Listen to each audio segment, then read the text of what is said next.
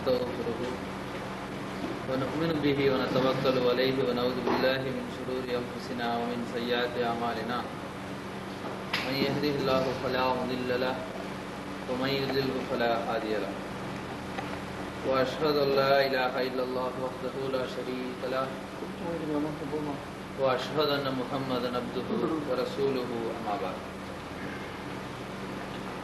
فقد قال الله تعالى في محكم تنزيله العظيم والفرقان المجيد أعوذ بالله من الشيطان الرجيم ولا تتمنوا ما فضل الله به بعضكم على بعض للرجال نصيب مما اكتسبوا وللنساء نصيب مما اكتسبنا واسألوا لله من فضله إن الله كان على كل شيء عليما. கண்ணியத்திற்குரிய எல்லாம் வல்ல அல்லாஹு ஜல்லஷானு தாலாவின் நல்லடியார்களே, அல்லாஹு ரப்புல் ஆலமீன் நமக்கு அருளி இருக்கும் தீனுல் இஸ்லாத்தை அதன் தூய்மையான வடிவில் அறிந்து அதன் அடிப்படையில் நம்முடைய வாழ்வை அமைத்துக் கொள்ள வேண்டும் என்ற உயர்ந்த ஒரு நோக்கத்திலே இது போன்ற அமர்வுகளிலே நாம் கலந்து கொள்கிறோம். இன்றைய தினம் பெண்கள் வேலைக்கு செல்லலாமா என்ற ஒரு வினாவை எழுப்பி அதற்கான மார்க்கத்தில் உள்ள ஆதாரங்களை நாம் அறியவிருக்கின்றோம். பொதுவாகவே இந்த உலகில் வாழக்கூடிய மனிதர்களில் மக்கள் தொகையில் ஏறத்தாழ சரிபாதியாக இருக்கக்கூடியவர்கள் பெண்கள். ஒரு சில இடங்கள்ல ஒரு சில நாடுகள்ல சில சதவீதங்கள் 5%, 10% கூடலாம் குறையலாம். ஏறத்தாழ 100 பேர் இருக்காங்கன்னா அங்க 550 பேர் பெண்களாக இருக்கிறாங்க. இப்படி மக்கள் தொகையிலேயே பாதி சதவீதமாக இருக்கக்கூடிய பெண்களை பற்றி இஸ்லாம் தந்த ஒரு உரிமைகளை போல வேற எந்த ஒரு மார்க்கத்திலும் இல்லை. இது உண்மையிலேயே இஸ்லாம் அல்லாஹ்வுடைய தூதரும் கொடுத்திருக்கக்கூடிய உரிமைகள். ஆனால் இன்று உலகமே சேர்ந்து கொண்டு என்ன ஒரு கருத்தை முன்வைக்கிறார்கள் என்று சொன்னால், இஸ்லாம் பெண்களுடைய உரிமையை பறித்து விட்டது, பெண்களுக்கு எந்த ஒரு உரிமையும் இஸ்லாத்துல கிடையாது, அவர்கள் வீட்டிலேயே அடைக்கப்படுகின்றார்கள், வெளியே புறப்பட்டு சென்றாலும் அவர்கள் முகத்தை மூட வேண்டும் என்று இஸ்லாம் கட்டளையிடுகின்றது போன்ற பெண்ணடிமைத்தனம் இஸ்லாத்தில் தான் மலிந்து கிடப்பது போல என்ன செய்யறாங்க, ஒரு பக்கம் பத்திரிகையை தன் கைவசம் வச்சிருக்கவங்களாம் எழுதிக்கிட்டு இஸ்லாத்தை கொச்சைப்படுத்தி கொண்டு இருக்கின்றார்கள். ஆனால் இந்த வேலைக்கு செல்லலாமா என்ற ஒரு கேள்வி இருக்கிறதே, இது மிக அவசியமான ஒன்று. ஏன் என்று கேட்டால், இதை நாமே தப்பா விளங்கி வச்சிருக்கிறோம். அடுத்தவன் தவறாக விளங்கி நம் மீது சேற்றை வாரி பூச வேண்டும் என்ற ஒரே நோக்கத்துக்காக குறை சொல்றவன் திட்டமிட்டு சொல்லுவான். அப்போ ஏதாச்சும் ஒரு ஆதாரம் அவனுக்கு கிடைச்சதுன்னு சொன்னா, வெறும் வாயம் வெள்ளவனுக்கு அவுள் கிடைச்ச கதைன்னு ஒரு தமிழ்ல பழமொழி சொல்லுவாங்க. வெறும் வாயவே எப்ப பார்த்தாலும் மென்னுட்டு இருப்பானா, அவனுக்கு 4 அவுள் கொடுத்தா எப்படி இருக்கும், இன்னும் டேஸ்டோட மென்னுட்டு இருப்பான். அந்த மாதிரி இஸ்லாத்தை குறை காண வேண்டும், ஏதாச்சும் ஒரு சின்னதா ஒரு புள்ளி கிடைச்சதுன்னா அதை பூதகரமாக்கணும், அப்படி என்று உலகத்தில் இருக்கக்கூடிய மீடியாக்கள், இன்ன பிற இஸ்லாத்தினுடைய எதிரிகள் மார்க்கத்தை குறை சொல்லி ஏதாச்சும் ஒன்று எழுதிட்டே இருக்கணும், விமர்சனம் பண்ணணும், அப்படி என்று சொல்லக்கூடியவர்களுக்கு இஸ்லாத்துல பெண்கள் வேலைக்கு போகக்கூடாது என்று முஸ்லீம்களே விளங்கி இருக்கக்கூடிய அந்த விளக்கம் அவங்களுக்கு கிடைக்கும் பொழுது அவங்களுக்கு இன்னும் ரொம்ப எளிமையா போயிடுது. அவர்கள் கூறுவது எல்லாம் விமர்சனங்கள். எப்படிப்பட்ட விமர்சனங்கள்? வேண்டும் என்றே குறை கூறக்கூடிய விமர்சனங்கள். அதை விட்டுருவோம். ஆனா முஸ்லீம்கள் அதை ஒழுங்கா விளங்கி வச்சிருக்கோமா? கிடையாது. இதுல பாதி பேர் எப்படி விளங்கி வச்சிருக்கிறாங்க, பெண்கள் வேலைக்கு போகத்தான் வேணும், அல்லாஹ் எங்க தடுத்திருக்கிறான் அப்படி என்று விளங்கி கொண்டு எந்த வேலைக்கு வேணாலும் போலாம். அங்க ஆண்கள் மட்டுமே இருக்கக்கூடிய இடமா இருந்தாலும் சரி, பெண்கள் அவசியப்படாத ஒரு இடமா இருந்தாலும் சரி, எந்த தொழில் என்று ஒரு பாகுபாடு இல்லாமல் எந்த வேலைக்கு வேணாலும் போகலாம். வேலைக்குன்னு போனா அப்புறம் தலைவரெல்லாம் துணியா போட முடியும், அப்படி என்று சொல்லி தரம் கெட்டு ஆடை குறைப்பு எல்லாம் செய்து கொண்டு இன்றைக்கு முஸ்லீம்கள் நாடுகள் என்று சொல்லக்கூடிய நாடுகளிலேயே பலவிதமாக பெண்கள் இப்படி வேலைக்கு போயிட்டு இருக்கிறாங்க. இது இப்படி தவறாக விளங்கி இருக்கிறாங்க.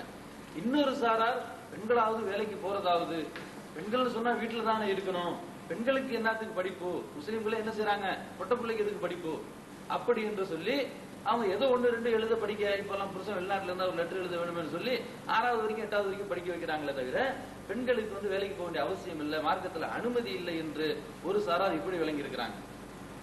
வச்சா குடுமி சரைச்சா முட்டைன்னு சொல்லுவாங்க. ஒண்ணு வேலைக்கு போனா எல்லாத்தையும் இழந்துடணும், தலையில துணி போடாம, உடல்ல சரியான ஆடை இல்லாம இப்படி வேலைக்கு போயிடுறாங்க. இல்லைன்னு சொன்னா வேலைக்கே போகக்கூடாது என்று வேலைக்கு போறது ரெண்டாவது பட்சம், முதல்ல படிப்பாச்சு இருக்கணும் இல்லையா? இது அல்லாஹ்வுடைய தூதர் ஒவ்வொரு முஸ்லீம் மீதும், ஆண் பெண் இரு பாலர் மீதும் கல்வி கற்பது கடமை என்று ரசூல் ஸல்லல்லாஹு அலைஹி வஸல்லம் சொல்லியிருக்கிறாங்க. எந்த மார்க்கமும் கல்வியை வலியுறுத்தல. எந்த ஒரு மார்க்கத்தையும் புரட்டி பாருங்க, இந்த மார்க்கத்தில் இருக்கக்கூடிய ஒவ்வொருத்தரும் நீங்க இந்த உலகத்தில் இருக்கக்கூடிய கல்வியை நீங்கள் கற்றுக்கொள்ள வேண்டும் என்று என்ன வலியுறுத்தப்பட்டிருக்குதா? கிடையாது. ஆனா இஸ்லாம் என்ன செய்யுது? ஆணா இருந்தாலும் பெண்ணா இருந்தாலும் கல்வி கற்பதை அவர்களுக்கு கடமையாக்கி இருக்கிறது. ரசூல் ஸல்லல்லாஹு அலைஹி வஸல்லம் இப்படியே சொல்றாங்க, ஒவ்வொரு முஸ்லிம் மீதும் கடமை, கல்வி கற்பது கடமை என்று என்ன சொல்றாங்க ரசூல் ஸல்லல்லாஹு அலைஹி வஸல்லம் சொல்லி காட்டுகிறார்கள். அப்ப இப்படி இருக்கக்கூடிய இருவேறுபட்ட தவறான விளக்கங்கள் முஸ்லிம்களிடத்திலே இருக்கின்ற காரணத்தினால இதை நாம் என்ன செய்யணும்? முழுக்க முழுக்க ஆதாரங்களோடு அல்லாஹ்வும் அவருடைய தூதரும் என்னத்தான் சொல்லுகின்றார்கள், என்னத்தான் நாடுகின்றார்கள், இந்த மக்களுக்கு என்ன செய்தியை சொல்லி இருக்கிறார்கள் என்று பார்க்கும் பொழுது சூரத்து நிசா 4வது அத்தியாயத்தின் 32வது வசனத்திலே அல்லாஹு ஜல்ல ஷானு தஆலா ஆண்களை பற்றியும் பெண்களை பற்றியும் அவர்களுக்குள்ள உரிமைகள் கடமைகளை பற்றியும் சொல்லும் பொழுது சொல்லுகிறான், உங்களில் சிலரை விட சிலரை அல்லாஹ் மேன்மைப்படுத்தி இருக்கிறான். ஆண்கள்ல இருந்து பெண்களையோ அல்லது ஆண்கள் பெண்கள் இருவரிலுமோ சிலரை விட சிலரை என்ன செய்திருக்கான்? அல்லாஹ் கொஞ்சம் மேன்மைப்படுத்தி இருக்கிறான்.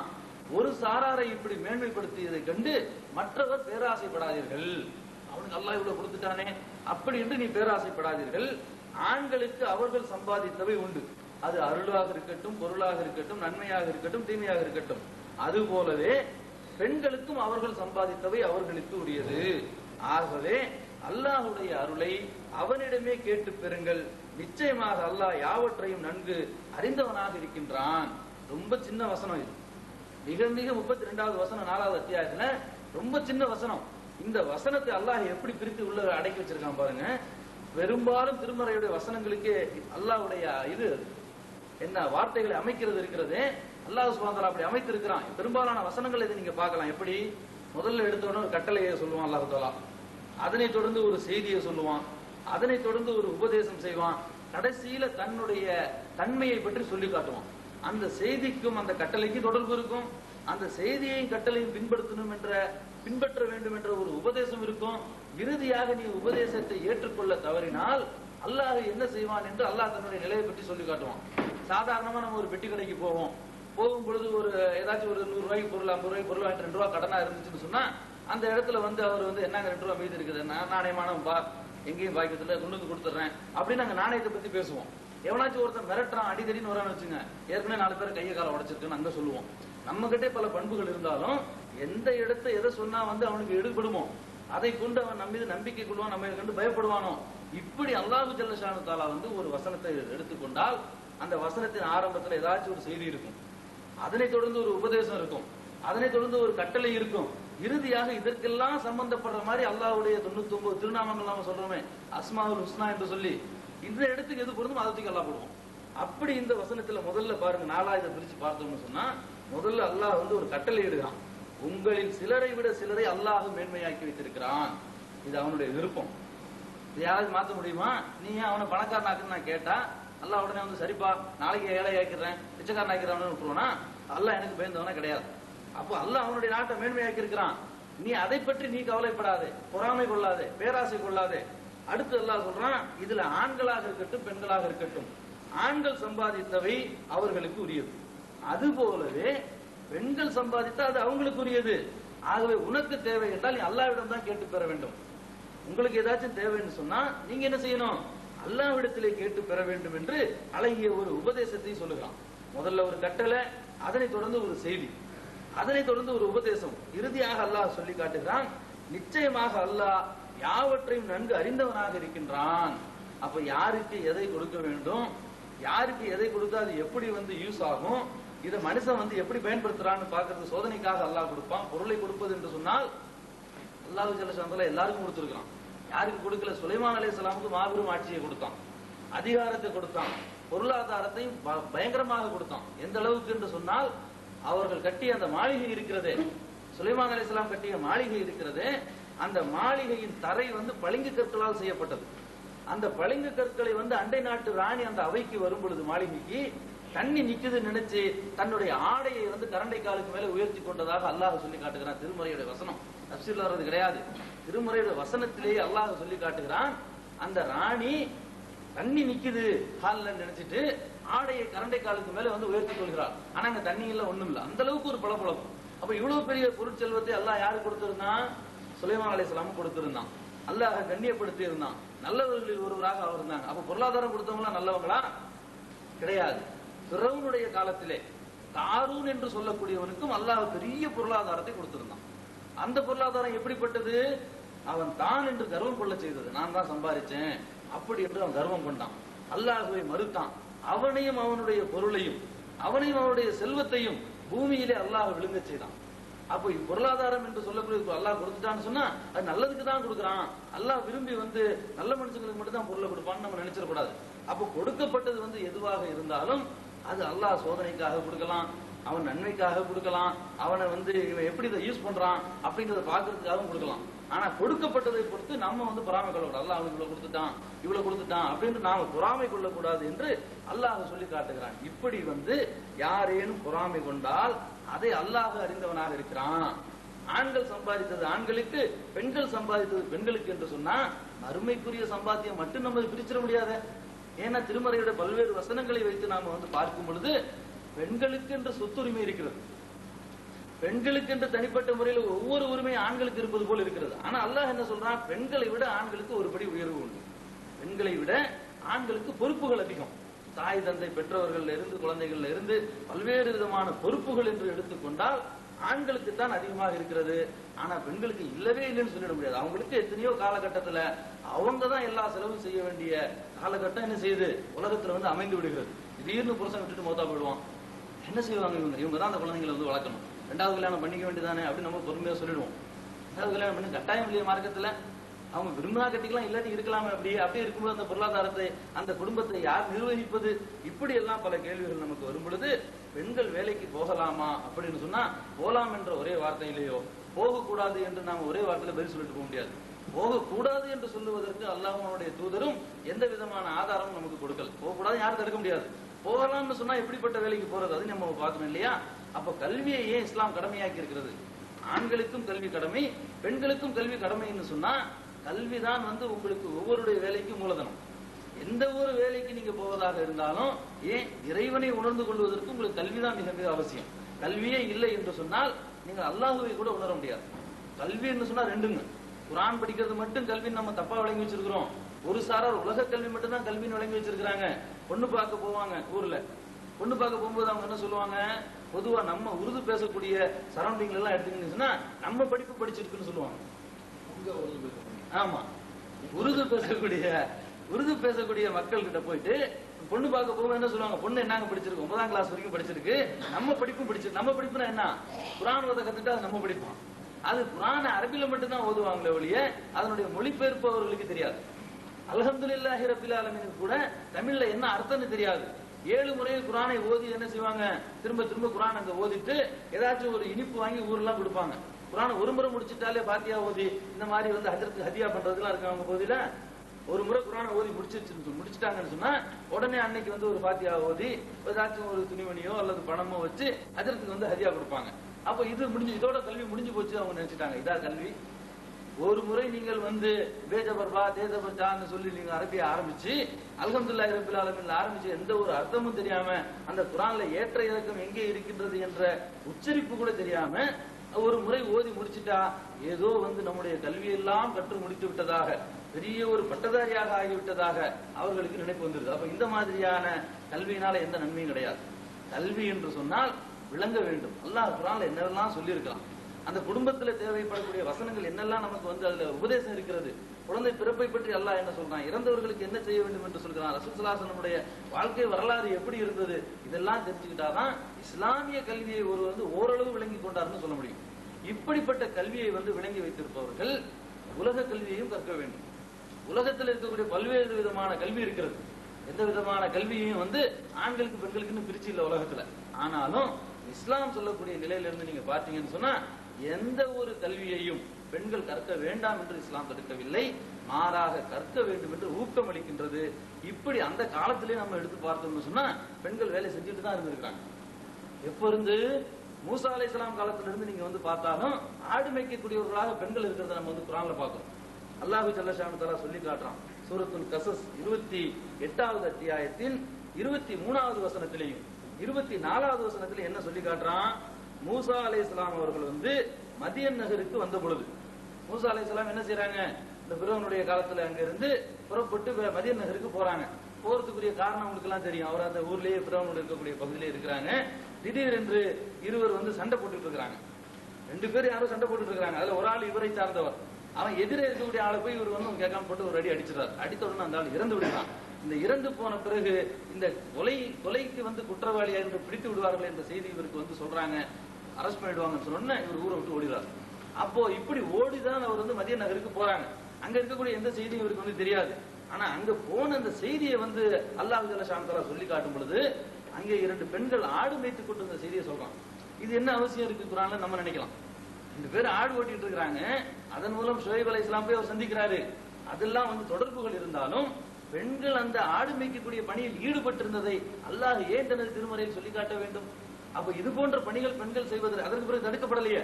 மூசா அலைஹிஸ்ஸலாம் காலத்திலிருந்து பல ஷரியத்து சட்டங்கள் பிறகு தடுக்கப்பட்டிருக்கலாம், மாற்றப்பட்டிருக்கலாம். இது அல்லாஹ்வுக்குரிய உரிமை, மாற்றிருக்கிறான் அல்லாஹ். எத்தனையோ சட்ட திட்டங்கள் ஆதம் அலைஹிஸ்ஸலாம் கால சட்டத்தை நான் பின்பற்றுன்னு சொல்ல முடியுமா? ஆதம் ஒரு நபி தானே, நம்ம பின்பற்ற தகுந்த நபி நம்ம சொல்ல முடியாத. அப்ப இது பின்பற்றுவதற்கு தகுதியில நம்ம சொல்லணும்னா அது மாற்றப்பட வேண்டும் அல்லது மறுக்கப்பட வேண்டும். இது அல்லாஹ் சொல்லி காட்டுகிறான். மதியன் நகருக்கு மூசா அலைஹிஸ்ஸலாம் வந்த பொழுது மக்களில் ஒரு கூட்டத்தினர் தங்கள் கால்நடைகளுக்கு தண்ணீர் புகட்டி கொண்டிருந்தார்கள். அவர்களை விட்டும் 2 பெண்கள் ஒதுங்கி நிற்பதை கண்டு உங்களுடைய விஷயம் என்ன என்று மூசா அலைஹிஸ்ஸலாம் கேட்டார்கள்.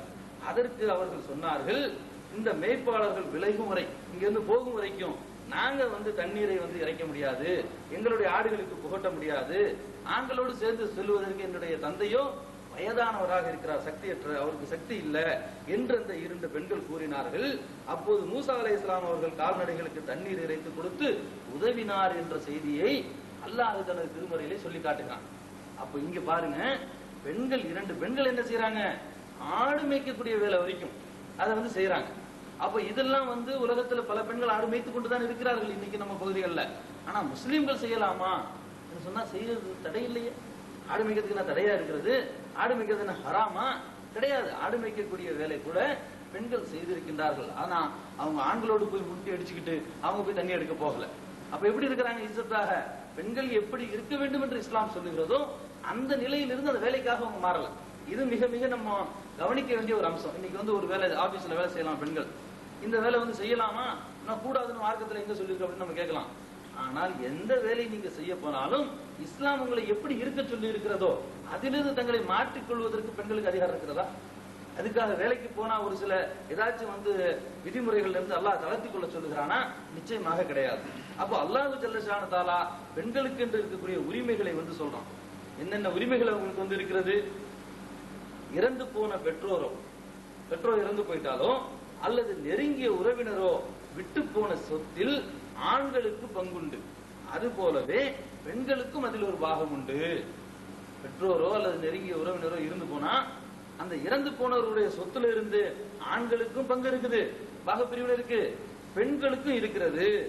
இது குறைவாக இருந்தாலும் சரி, அது அதிகமாக இருந்தாலும் சரி, இது கட்டாய கடமையாகும் என்று அல்லாஹ் தனது திருமறையிலே சூரத்து நிசாவின் 7வது வசனத்தில் சொல்லி காட்டுகிறான். அப்போ பெற்றோர்கள் வந்து இறந்து போன பிறகு அந்த சொத்து வந்து ஆணாக இருக்கக்கூடிய எனக்கு எப்படி பங்கு இருக்கிறதோ அதே மாதிரி என்னுடைய சகோதரிக்கு இருக்குது. இப்படி பெண்களுக்கு என்ற சொத்தை வந்து கொடுத்து விட வேண்டும் என்று அல்லாஹ் கட்டாய கடமையாக்கி இருக்கும் பொழுது சொத்துன்னு சொன்னா அப்படியே தூக்கி உள்ள போட்டு பூட்டி வைக்கிறதா சொத்தா? அந்த சொத்து பல கோணங்கள்ல வரும். 4 கடை இருக்கிற ஒரு மொத்த பணம் ஒரு கடை வந்துடும். அப்ப அந்த கடையை யார் நிர்வகிக்கிறது?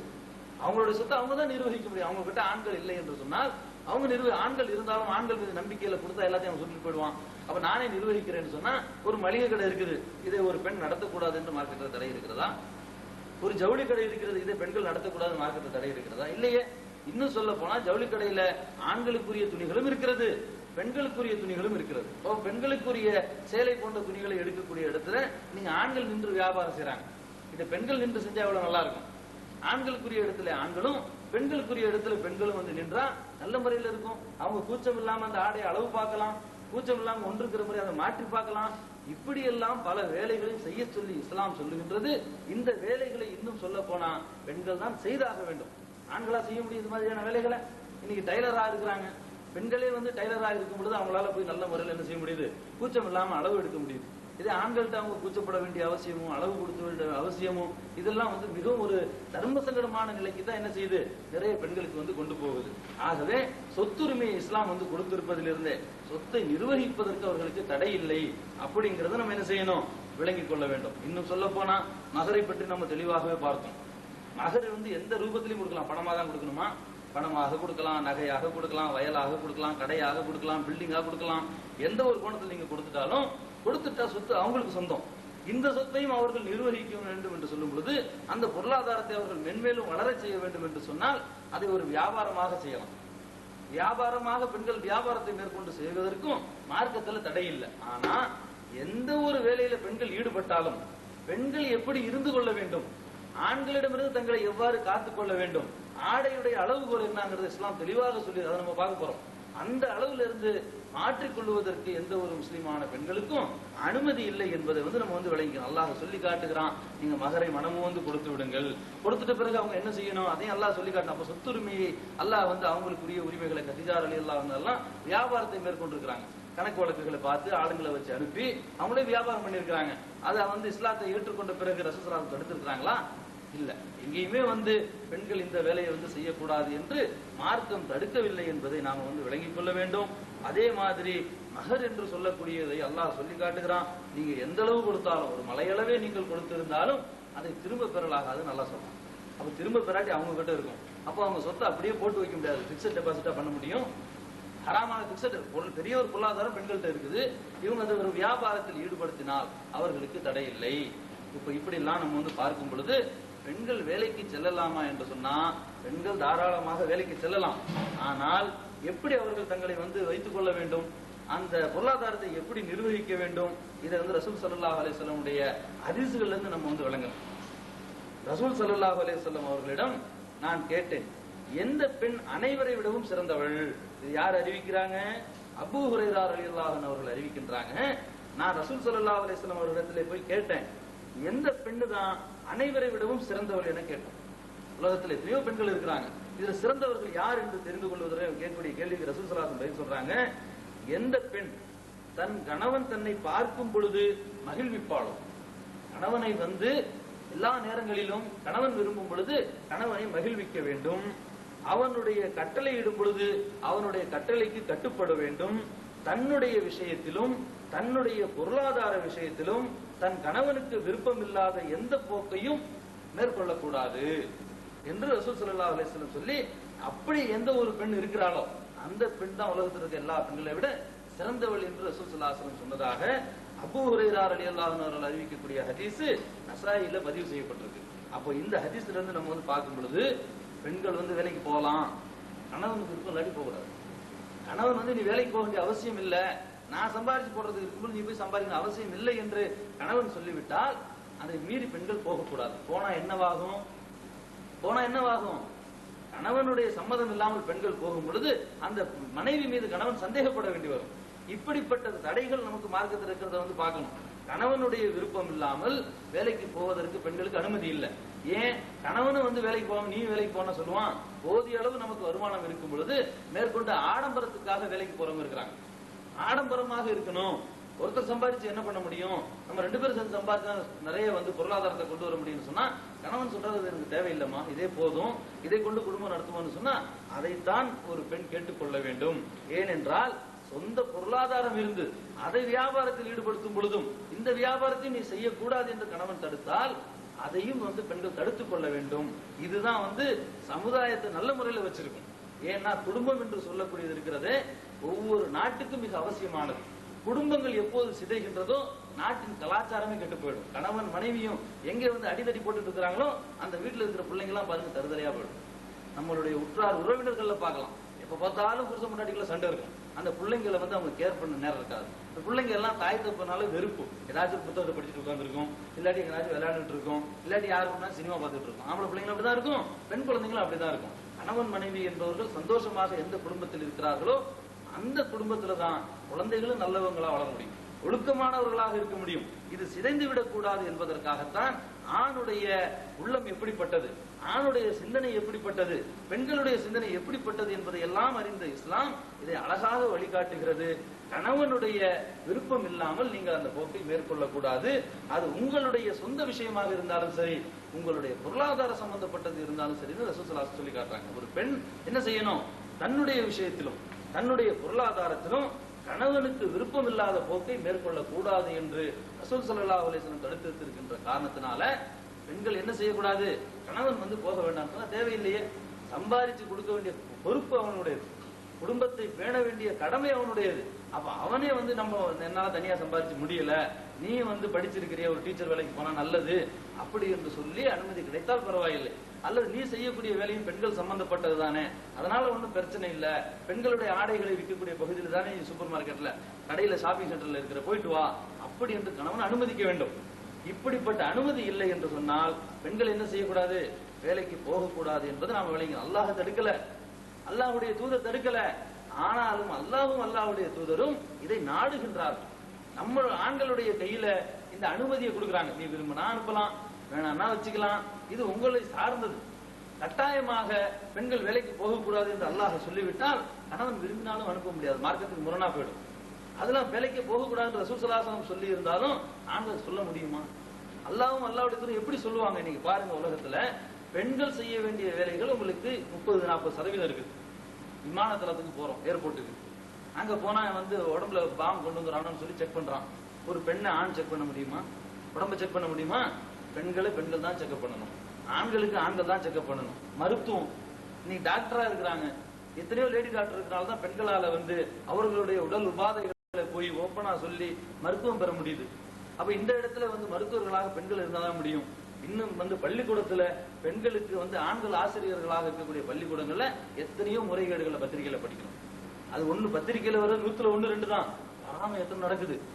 பள்ளிக்கூடத்தில் ஆசிரியர்களாக ஆண்களும் அங்க மாணவிகளாக பெண்களும் இருக்கும் பொழுதும், அல்லது ஆசிரியையாக பெண்கள் இருந்து மாணவர்கள் ஆண்களாக இருக்கும் பொழுதும் ஏற்படக்கூடிய பல்வேறு விதமான பிரச்சனைகளை இன்று மாணவர்கள் ரூபத்திலும் ஆசிரியர் ரூபத்திலும் இன்னைக்கு நம்மளுடைய நாட்டில் எல்லாரும் கண்டுட்டு தான் இருக்கிறாங்க. அப்ப இதையெல்லாம் ஒழிக்க வேண்டும் என்று சொன்னால் பெண்களுக்கு கட்டாயமாக்கப்பட்ட கல்வியை பெண்கள் கற்பதற்கு அந்த பெண்களுடைய பள்ளிக்கூடத்துல கூட்டக்கூடிய பெண்ல இருந்து தலைமை ஆசிரியர் வரைக்கும் பெண்களாக இருக்கணும். இப்படி எல்லாரும் பெண்களாக இருக்கும் பொழுது அந்த ஆசிரியையாக அந்த வேலையை பெண்கள் செய்வதற்கு மார்க்கத்தில் என்ன தடை இருக்குது? அப்ப இதற்கு பெண்களை இஸ்லாத்துக்குள்ள வேலைக்கு போறது அனுமதி இல்லை அப்படின்னு இஸ்லாம் சொல்லுதுன்னு சொல்லி கூறாங்களே, இப்படி எங்கே மார்க்கம் தடுத்திருக்கிறதா? ரசூல் ஸல்லல்லாஹு அலைஹி வஸல்லம் காலத்திலேயே போருக்கு போகக்கூடிய ஆண்களுக்கு மருத்துவ வசதி செய்வதற்காக பெண்கள் நியமிக்கப்பட்டாங்க. அவங்களுக்கு உணவு கொடுப்பதற்காக பெண்கள் நியமிக்க, இதெல்லாம் ஒரு பணி இல்லையா? இதெல்லாம் ஒரு சேவை இல்லையா? அப்ப எத்தனையோ விதமான சேவை மையங்களை பெண்கள் வச்சு என்ன செய்ய, எந்த ஒரு நாட்டில இருந்து அன்னை தெரேசா ஒரு பெண்ணாக இருந்து, ஏன்னு கேட்டா ஆண்கள் இது மாதிரியான வேலைகளை ஆண்களை விட பெண்கள் தான் செய்ய முடியும். ஏன் உங்களுக்கு ஆஸ்பத்திரி நர்ஸாக பெண்கள் இருக்கிறாங்க? பெண்கள் தான் இருக்கணும்னு கட்டாயமா? ஆண்களே இருக்கிறாங்க. ஏன் அதிகமாக பெண்கள் இருக்காங்கன்னு சொன்னா அவங்க கிட்ட கொஞ்சம் இரக்க சுபாவம் கூடுதல். அவர்களிடத்துல 1-2 தடவை ஒருவர் இந்த ஒரு மருத்துவத்துல என்ன சொல்றாங்க, குளுக்கோஸ் ஏற்றுவாங்கல்ல, இப்படி ஏற்றும் பொழுது பல்வேறு பிரச்சனை பக்கத்திலே நின்று பார்க்கணும். அவர் ஆம்பளை விட்டுட்டு போங்க, பொறுமையா நிக்க மாட்டான். பெண் என்று சொன்னா அதை பொறுப்பாக நின்று கனிவாக உபசரிப்பாங்க. அப்ப இப்படி பெண்கள் மட்டுமே செய்ய வேண்டிய பணிகள் எத்தனையோ இருக்கிறது. பெண்கள் சார்ந்த பணிகளை பெண்கள் தான் செய்தாக வேண்டும். ஆகவே இஸ்லாம் எங்கேயுமே பெண்கள் வேலைக்கு போக கூடாது என்று தடுக்கல. அப்ப இஸ்லாம் தடுக்காத ஒன்றை நம்மளுடைய சமுதாயத்திலே பெரும்பாலானவர்கள் உங்களை வேலைக்கு போனா அவன் வேலைக்கு போறவா, வேலைக்கு போகக்கூடிய பெண்களை இழிவாக நம்முடைய சமுதாயம் கருதுகிறது. அவளுடைய நடத்தையை குறை காண்கிறது. இப்படி நம்ம குறை காணலாமா? இப்படி குறை காண்பதற்கும் அல்லாஹ் எத்தனை இடத்துல தடை விதித்திருக்கிறான். ரசூல் ஸல்லல்லாஹு அலைஹி வஸல்லம் எத்தனை இடத்துல கண்டனம் தெரிவிக்கின்றாங்க. அப்ப பெண்கள் என்று சொல்லக்கூடியவர்கள் அவர்களும் ஆண்களை போன்றவர்கள் தான், அவர்களும் மனுஷங்க தான். அவங்க எப்படி ஆண்களுக்கு 1000 தேவைகள் இருக்கிறதோ அது போலவே பெண்களுக்கும் தேவை இருக்கிறது. ஆண்களுடைய தேவைகளை பூர்த்தி செய்வதற்கு ஆண்கள் அந்த இடத்திலே பணிபுரிய வேண்டும். பெண்களுடைய பிரச்சனைகளை சந்திப்பதற்கு காவல்துறையிலிருந்து எல்லா இடத்திலையும் பெண்களும் பணி புரிந்துதான் ஆக வேண்டும். ஏன் என்று சொன்னால் வேற வழி இல்லை. வேற எப்படிதான் சமாளிக்க முடியும்? ஆண்களை போய் பெண்கள் பரிசோதனை செய்ய முடியுமா? பெண்களுக்கு ஆண்கள் செய்ய முடியுமா? முடியாது. அப்படி இருக்கும் பொழுது பிற ஆண்கள் இருக்க செய்வாங்க. இப்போ ஒரு ஆபீஸ்ல வேலை செய்யறோம்னு சொன்னா நம்ம பெண்களுக்கு ஒரு சில வேலைகள் இருந்தால் இந்த பெண்கள் அந்த இடத்தில் எவ்வாறு நடந்து கொள்ள வேண்டும்? இதை நம்ம மார்க்கத்திலிருந்து தெரிந்து இஸ்லாத்தில் இருந்து கொண்டு பணிபுரியக்கூடிய பெண்கள் இதை கவனத்தில் கொள்ளணும். ஏன்னு கேட்டா இதுதான் அதிகமா சொல்ல வேண்டியது இருக்கிறது. வேலைக்கு போகக்கூடிய முஸ்லிம் பெண்களாக இருந்தாலும் அவங்க குறைந்தபட்சம் தலையில் இருக்கக்கூடிய துணியை கூட பேண்டதில்லை. வேலைக்கு போனாலே என்ன செய்யணும்? லிப்ஸ்டிக் தடவி கொள்ள வேண்டும், தங்களை அலங்கரித்துக் கொள்ள வேண்டும், தலையில் இருக்கிற துணியை தூக்கி எரிந்து விட வேண்டும். இதெல்லாம் தூக்கி போட்டு வேலைக்கு போயிட்டு வந்ததுக்கு அப்புறம் வேணா வீட்டுக்கு இன்னொரு வீட்டுக்கு போகும்போது தலையில துணியை போட்டு போவாங்க. அப்போ போகக்கூடிய இடத்தை வைத்து தீர்மானிக்கிறது இல்லையே. ஒரு பெண் வீட்டை விட்டு வெளியேறினால் அவர்கள் வேலைக்கு போனாலும், காய்கறி வாங்க போனாலும், அல்லது ஆஸ்பத்திரிக்கு போனாலும் ஆடை என்பது எப்படி இருக்குங்கிறது இஸ்லாம் வலியுறுத்தி இருக்கு இல்லையா? அதை இவங்க எப்படி விட்டுட்டு போக முடியும்? அப்போ அல்லாஹ்வுடைய தூதரே, அல்லாஹ் ஜல்லஷானு தஆலா சொல்லி காட்டுறான் தனது திருமறையிலே. அல்லாஹ்வுடைய தூதரை பார்த்து அல்லாஹ் சொல்லுகிறான் 33வது அத்தியாயத்தின் 59வது வசனத்திலே, தூதரே, உம்முடைய மனைவியருக்கும் பெண் மக்களுக்கும் நம்பிக்கை கொண்ட பெண்களுக்கும் அல்லாஹ் சொல்லி காட்டுகிறான். இந்த செய்தியை நபியை நீங்க சொல்லுங்க. யார் யாருக்கு சொல்லணும்? உங்களுடைய மனைவிகளுக்கு, உங்களுடைய பிள்ளைகளுக்கு, மூமினாக இருக்கக்கூடிய ஒவ்வொரு பெண்ணுக்கும் நீங்கள் சொல்லுங்கள், தங்களுடைய முக்காடுகளை, முந்தானையை தொங்க விட்டுக் கொள்ளும்படி நீர் கூறுவீராக. தலையில இருக்கக்கூடிய இந்த முந்தானை என்ன செய்யணும்? உடல் முழுவதும் அவங்களுடைய தோல் புஜத்துல என்ன செய்யணும்? தொங்க விட்டுக் கொள்ளும்படி நீர் கூறுவீராக. இந்த செயல் மூலம் அவர்கள் அறியப்படுவார்கள். இந்த பெண்ணு கண்ணியமானவள் என்று அறியப்படுவதற்கு இந்த தலையில போடக்கூடிய துணி மிக மிக அவசியம். நல்லா சொல்லுவோம். நம்மளுடைய பார்வையிலே பாருங்க, ஒரு பெண்ணை பாக்குறோம், தலையில துணி இல்லாம போற பெண்ணுக்கும் தலையில துணி போட்டு போறது நமக்கு எவ்வளவு ஒரு கண்ணியமாக இருக்கிறது, ஒரு இஸ்ஸத் வருதா இல்லையா?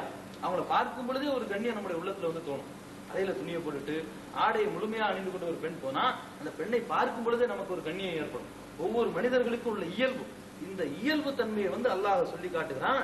இப்படி இவர்கள் தங்களுடைய முந்தானையை தொங்க விட்டுக் கொள்ளுவதன் மூலம் அவர்கள் கண்ணியமானவர்கள் என்று அறியப்படுவார்கள், தொல்லைப்படுத்தப்படாமலும் இருப்பார்கள் என்று அல்லாஹ் சொல்லி காட்டுறான்.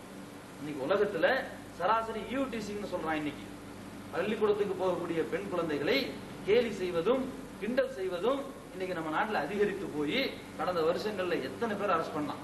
மாணவர்களாக இருக்கக்கூடிய பல பேரை அரெஸ்ட் பண்ணி அதுக்கு ஒரு சட்டத்தை புதுசா கொண்டு வந்தான்.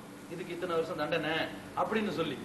அப்ப இப்படியெல்லாம் பள்ளிக்கூடத்திலும் கல்லூரிகளிலும் படிக்கக்கூடிய மாணவர்கள் மாணவிகளை பார்த்து கிண்டல் செய்ததில்ல.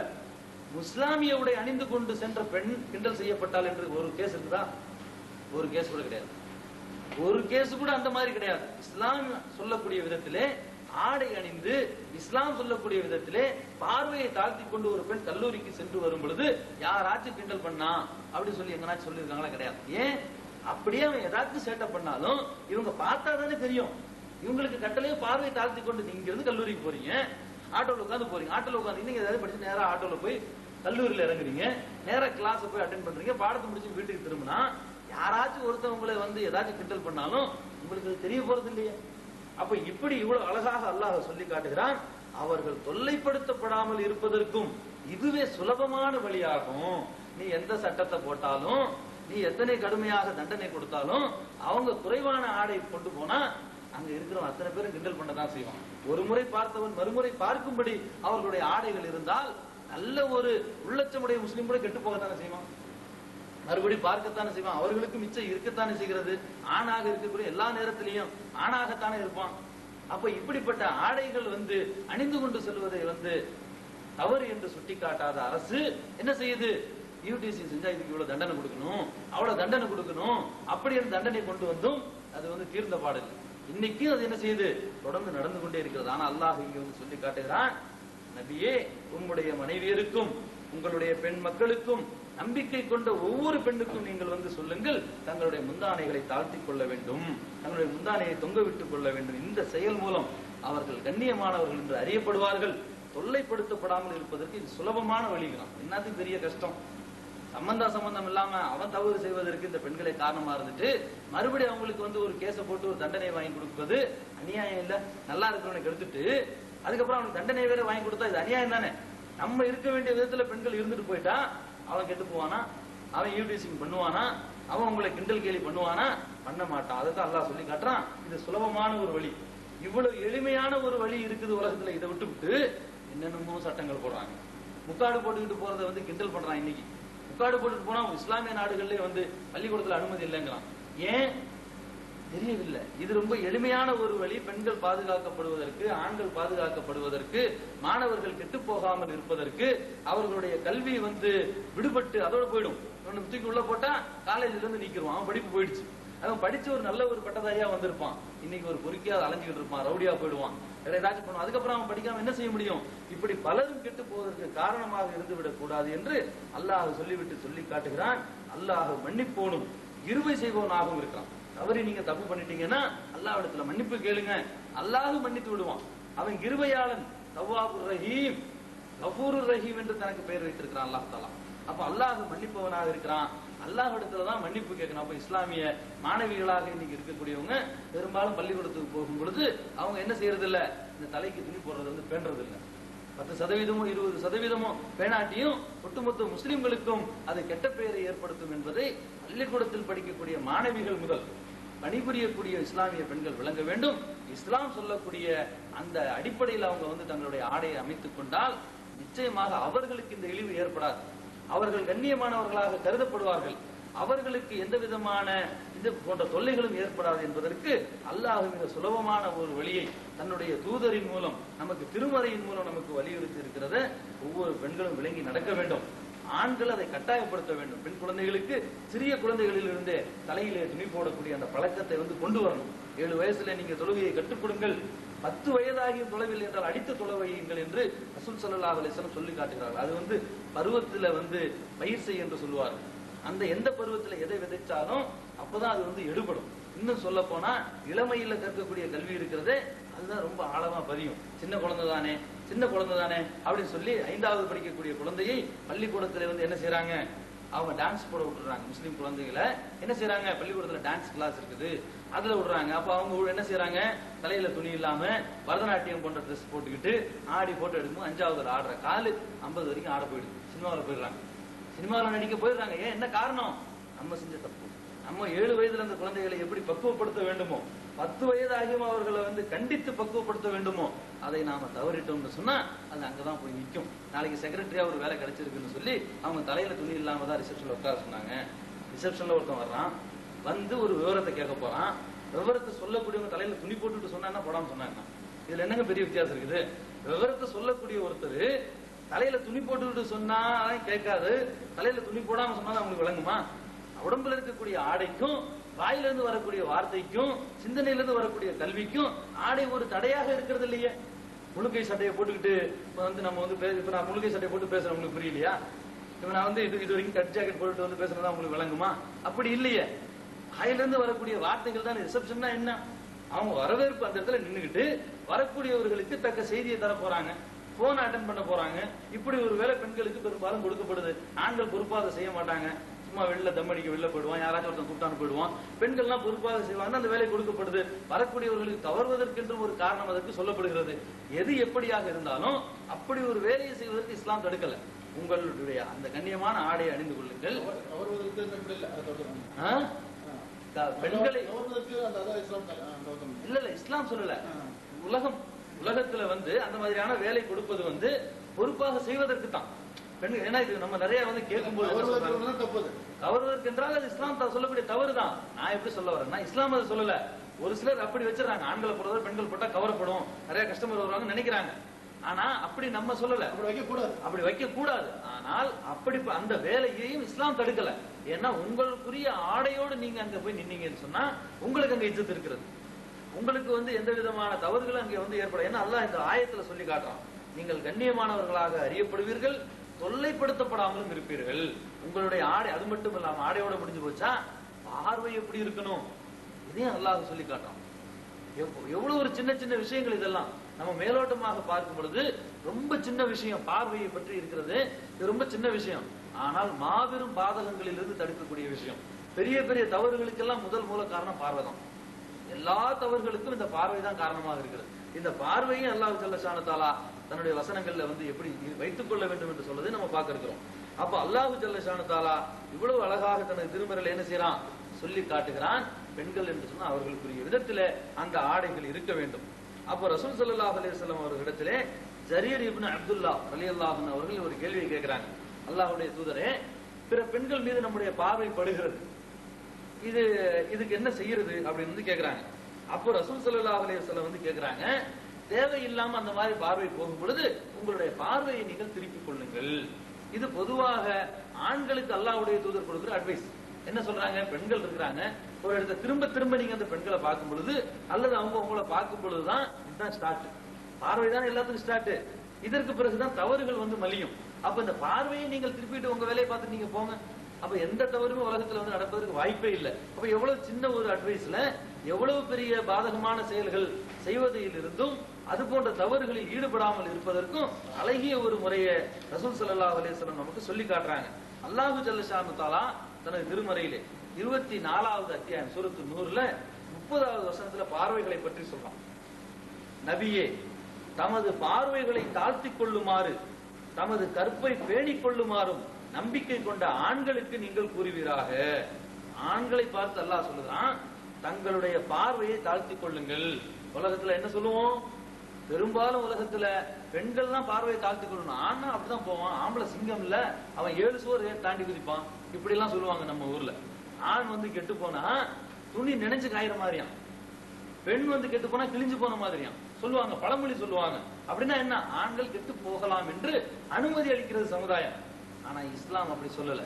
ஆணாக இருந்தாலும் அவர்களுக்கும் கற்புண்டு, பெண்களை போலத்தான் ஆண்களும், அவர்களும் தங்களுடைய பார்வையை தாழ்த்திக் கொள்ள வேண்டும், கற்பை பேணிக் கொள்ள வேண்டும் என்று திருமறை நம்மை பார்த்து சொல்லுகிறது. அல்லாஹ் நமக்கு கட்டளையிடுறான், நபியே, இந்த ஆண்களுக்கு நீங்கள் சொல்லுங்கள், இதுவே அவர்களுக்கு பரிசுத்தமானது.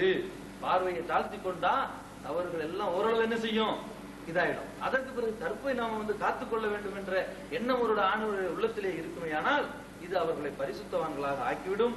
அவர்கள் செய்வதை அல்லாஹ் அறிந்தவனாக இருக்கின்றான். நீங்க ஏதாச்சும் ஒரு தனிமையில இருக்கிறீங்க, ஒரு தவறு பண்ணணும்னு நினைச்சா இந்த எண்ணத்தையும் அல்லாஹ் அறிந்து கொண்டிருக்கிறான். அல்லாஹ் இப்படித்தான் மலக்குகளுக்கு கட்டளை இடுகான். என்ன சொல்றான் அல்லாஹ் ஜல்ல ஷானு தஆலா, ஹதீஸுல் குர்ஸில ரசூல் ஸல்லல்லாஹு அலைஹி வஸல்லம் சொல்லி காட்டுறாங்க, அல்லாஹ் ஜல்ல ஷானு தஆலா மலக்குகளுக்கு கட்டளை இடுகான், என்னுடைய அடியான் ஒரு நல்ல காரியத்தை நினைத்தால் உடனே அவனுக்கு ஒரு நன்மை எழுதுங்கள். நல்ல காரியத்தை அவன் நினைக்கிறோம், மனசுல செய்யறதுக்கான வசதி இருக்குதோ இல்லையோ, செய்வதற்கு சாத்தியமோ இல்லையோ, அதெல்லாம் அப்புறம், நினைத்ததற்கே ஒரு நன்மையை வந்து வழக்குகள் எழுதி விடுவார்.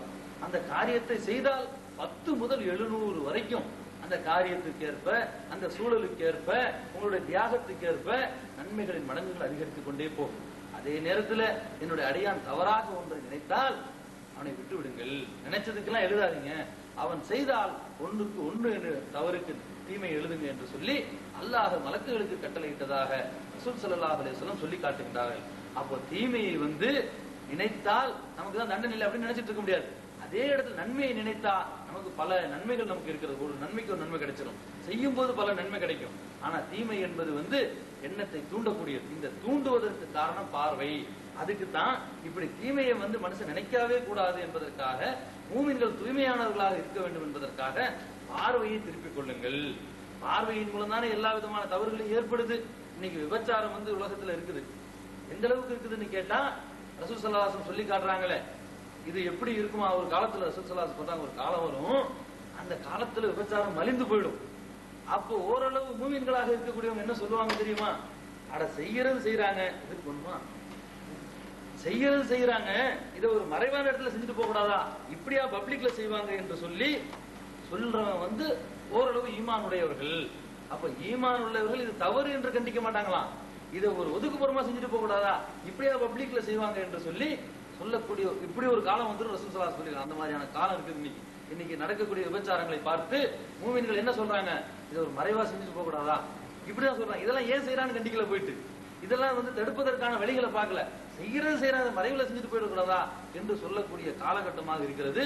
இந்த பார்வையை மட்டும் நான் தாழ்த்தி கொண்டேனே ஆனால் தவறான எண்ணங்களில் இருந்து என்னை நான் காத்துக்கொள்ள முடியும். அதுதான் இங்க ரசூல் ஸல்லல்லாஹு அலைஹி வஸல்லம் சொல்லி காட்டுறாங்க. நீங்க வந்து அல்லாஹ் சொல்லி காட்டுறான், நீங்க பார்வையை தாழ்த்தி கொள்ளுங்கள், கற்பை காத்துக் கொள்ளுங்கள். ஆண்களுக்கு செய்யக்கூடிய உபதேசம் இது, பெண்களுக்கு மட்டுமில்லை, ஆண்களுக்கு செய்ய வேண்டிய உபதேசம். அப்போ ரசூல் ஸல்லல்லாஹு அலைஹி வஸல்லம் அவர்கள் வந்து அலி ரலியல்லாஹு அன்ஹு அவர்களுக்கு ஒரு உபதேசம் செய்றாங்க. இதை வந்து புரைதா ரலியல்லாஹு அன்ஹு அவர்கள் அறிவிக்கின்றாங்க.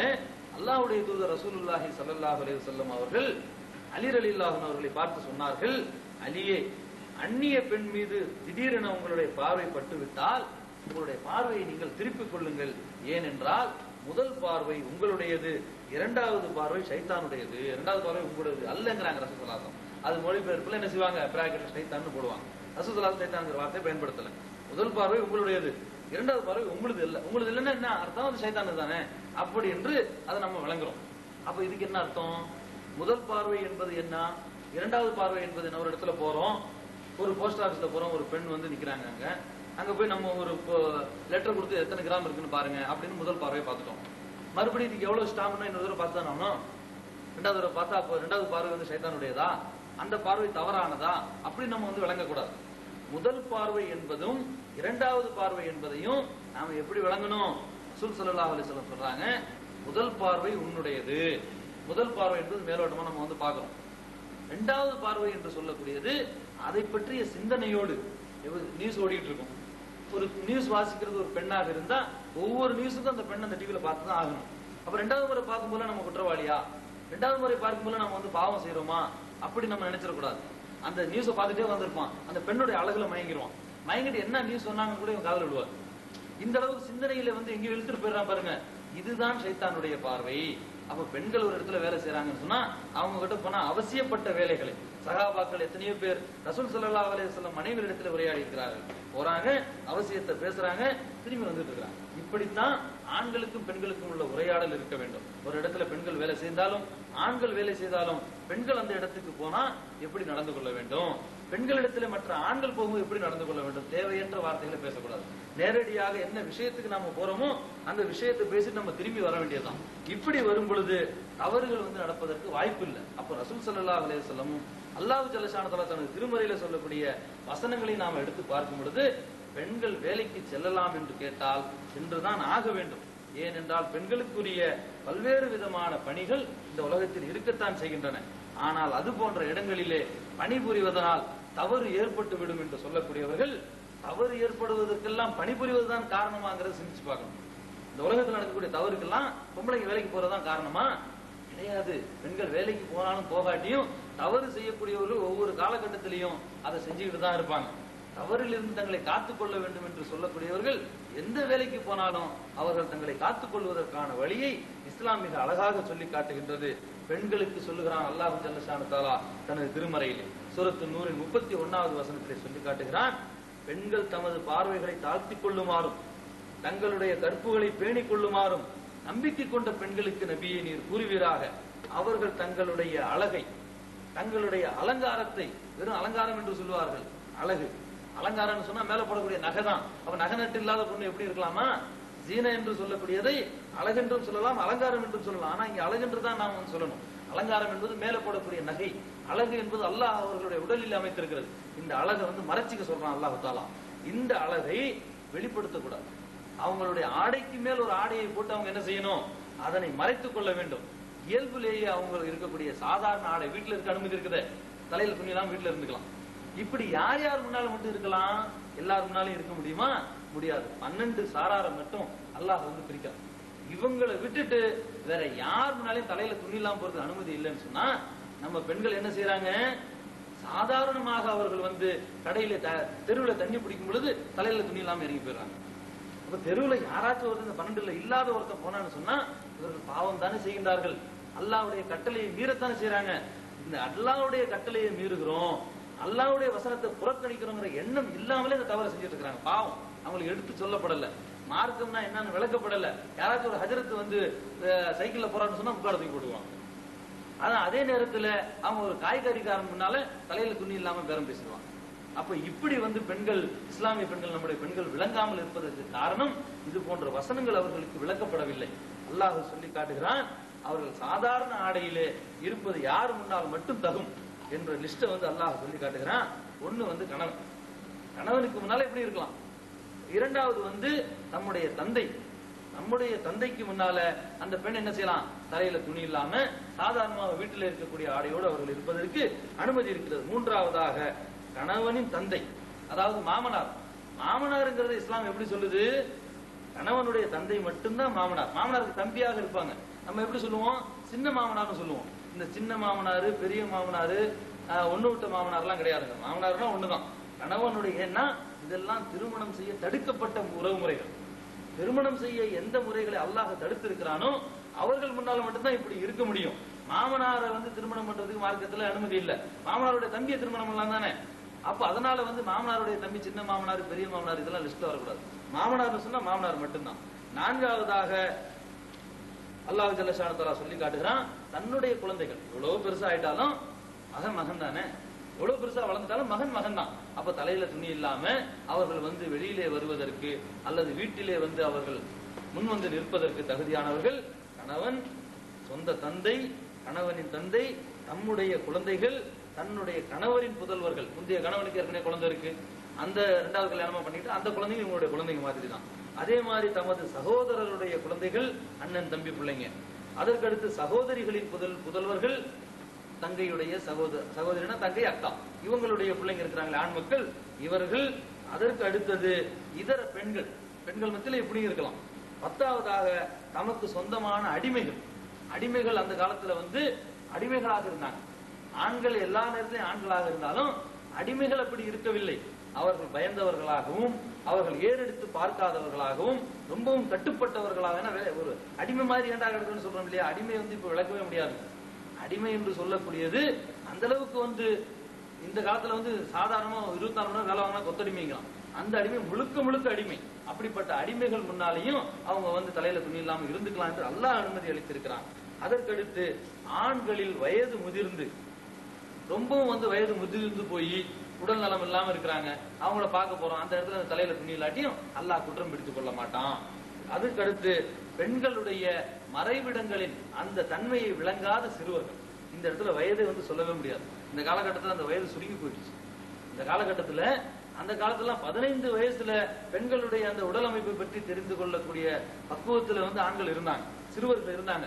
இன்னைக்கெல்லாம் வந்து 5 வயசுல 6 வயசுலேயே அதை விளங்கிக் கொள்ளக்கூடிய வகையில வீட்டில் இருக்கக்கூடிய டிவியில இருந்து, தெருவில் ஓட்ட போஸ்டர்ல இருந்து, வரக்கூடிய எல்லா விதமான வீட்டுல வந்து விழக்கூடிய பத்திரிகைகள் வரைக்கும் பெண்களை வந்து அரைக்குறை ஆடைகள்ல போட்டு ஆண்களும் பெண்களும் இணையக்கூடிய காட்சிகளை எல்லாம் போட்டு 5 வயதுல 6 வயதிலேயே சிறுவர்கள் வரைக்கும் விளங்கிக் கொள்ளக்கூடிய வகையில இன்னைக்கு என்ன ஆயிடுச்சு, சமுதாயம் சீர்கெட்டு இருக்கின்ற காரணத்தினால இங்க வயதையெல்லாம் சொல்லல அல்லாஹ் தஆலா.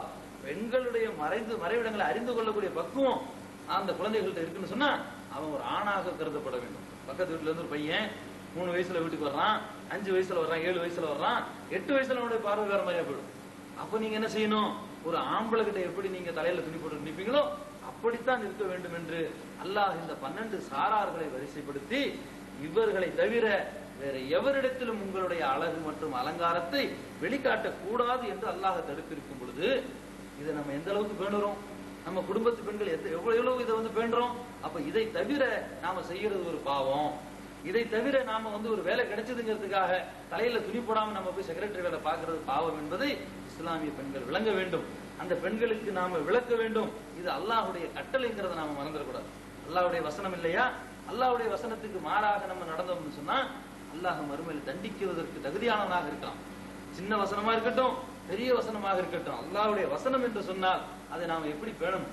நம்மளுக்கு மிக முக்கியமான முதலாளி ஒன்று சொல்லிட்டு போயிடுறாரு, எல்லா வேலையும் இருக்கும், அது ஒரு சிந்தனை ஓடிட்டே இருக்கும். 12 மணிக்கு முதலாளி அந்த வேலையை சொல்லியிருக்காரு, மணி 10 இருந்து 12 வரைக்கும் 12 தடவை டைமை பார்த்துருவோம். ஏன்னா நம்ம வேலை செய்யக்கூடிய முதலாளி நமக்கு சம்பளம் கொடுக்கிறாரு, அவருடைய வார்த்தைக்கு நாம கட்டுப்படணும், அவருக்கு கட்டுப்பட்டு வேலை செய்வதாக நாம் உறுதிமொழி எடுத்து தான் இங்க வேலை செஞ்சுட்டு இருக்கிறோம்னு சொல்லி கரெக்டா 12 மணிக்கு அந்த வேலையை முடிச்சுட்டு வந்துருவோம். ஏன்னா வந்து முதலாளி கேட்டா என்ன பேசணும். அப்ப அல்லாஹ்வுக்கு அடிமையாக இருக்கக்கூடிய நாம், அல்லாஹ்வை இறைவனாக ஏற்றுக்கொண்ட நாம், அல்லாஹ்வுடைய வசனங்களை வந்து வேதமாக ஏற்றுக்கொண்ட நாம், பெண்களாக இருக்கக்கூடியவர்கள் சிந்தித்து பார்க்கணும். அல்லாஹ் வந்து இந்த 12 சாராரை தவிர வேற யாருனாலும் தலையில துணி இல்லாம போகப்படாது தடுத்து இருக்கிறானே. அப்படி நம்ம மீறி போனோம்னு சொன்னா மறுமை அல்லாஹ் விசாரிப்பானே. இதை கேட்டா நம்மகிட்ட என்ன பதில் இருக்கிறதுங்கிறத கொஞ்சமாச்சும் சிந்திச்சு பார்த்தார்கள் என்று சொன்னால் பெண்கள் என்ன செய்வார்கள், இதை பேணி நடக்கக்கூடியவர்களாக மாற முடியும். ரசூல் ஸல்லல்லாஹு அலைஹி வஸல்லம் காலத்துல பெண்கள் யாரும் வந்து முழுமையான ஆடையோடு இருக்கல. அவங்க பெரும்பாலும் வந்து அவருடைய விருப்பத்திற்கு சுற்றி திரியக்கூடியவர்களாக இருந்தாங்க. அவங்களும் பெண்கள் தான், இன்னைக்கு இருக்கிறவங்களும் பெண்கள் தான். அவங்க இந்த இஸ்லாத்தை ஏற்றுக்கொண்ட பிறகு எப்படி மாறினாங்களோ அந்த இஸ்லாத்தை தான் நாம ஏற்றுக்கிட்டு இருக்கோம். இன்னைக்கு இஸ்லாம் மாறி போச்சா, இன்னைக்கு ஏதாச்சும் அதுல கூட்டல் கழித்தல் இருக்கிறதா, எதுவுமே கிடையாது. அப்ப அதே வசனங்கள் தான் நமக்கு மிக தெளிவாக இருக்கிறது. ஆகவே எனதருமை சகோதரர்களே, இது போன்ற வசனங்களை சொல்லி பெண்கள் வந்து சொல்லும் போது தலையில் துணி இல்லாம ஏன் போற அப்படின்னு சொல்லி கண்ட மாதிரி திட்டுவாங்க, குழந்தைங்களை திட்டுவாங்க. இப்படி நம்ம திட்டுறதுனாலயோ நம்முடைய வார்த்தைகளை கொண்டு சொல்றதுனாலயோ மாற்றம் ஏற்படாது.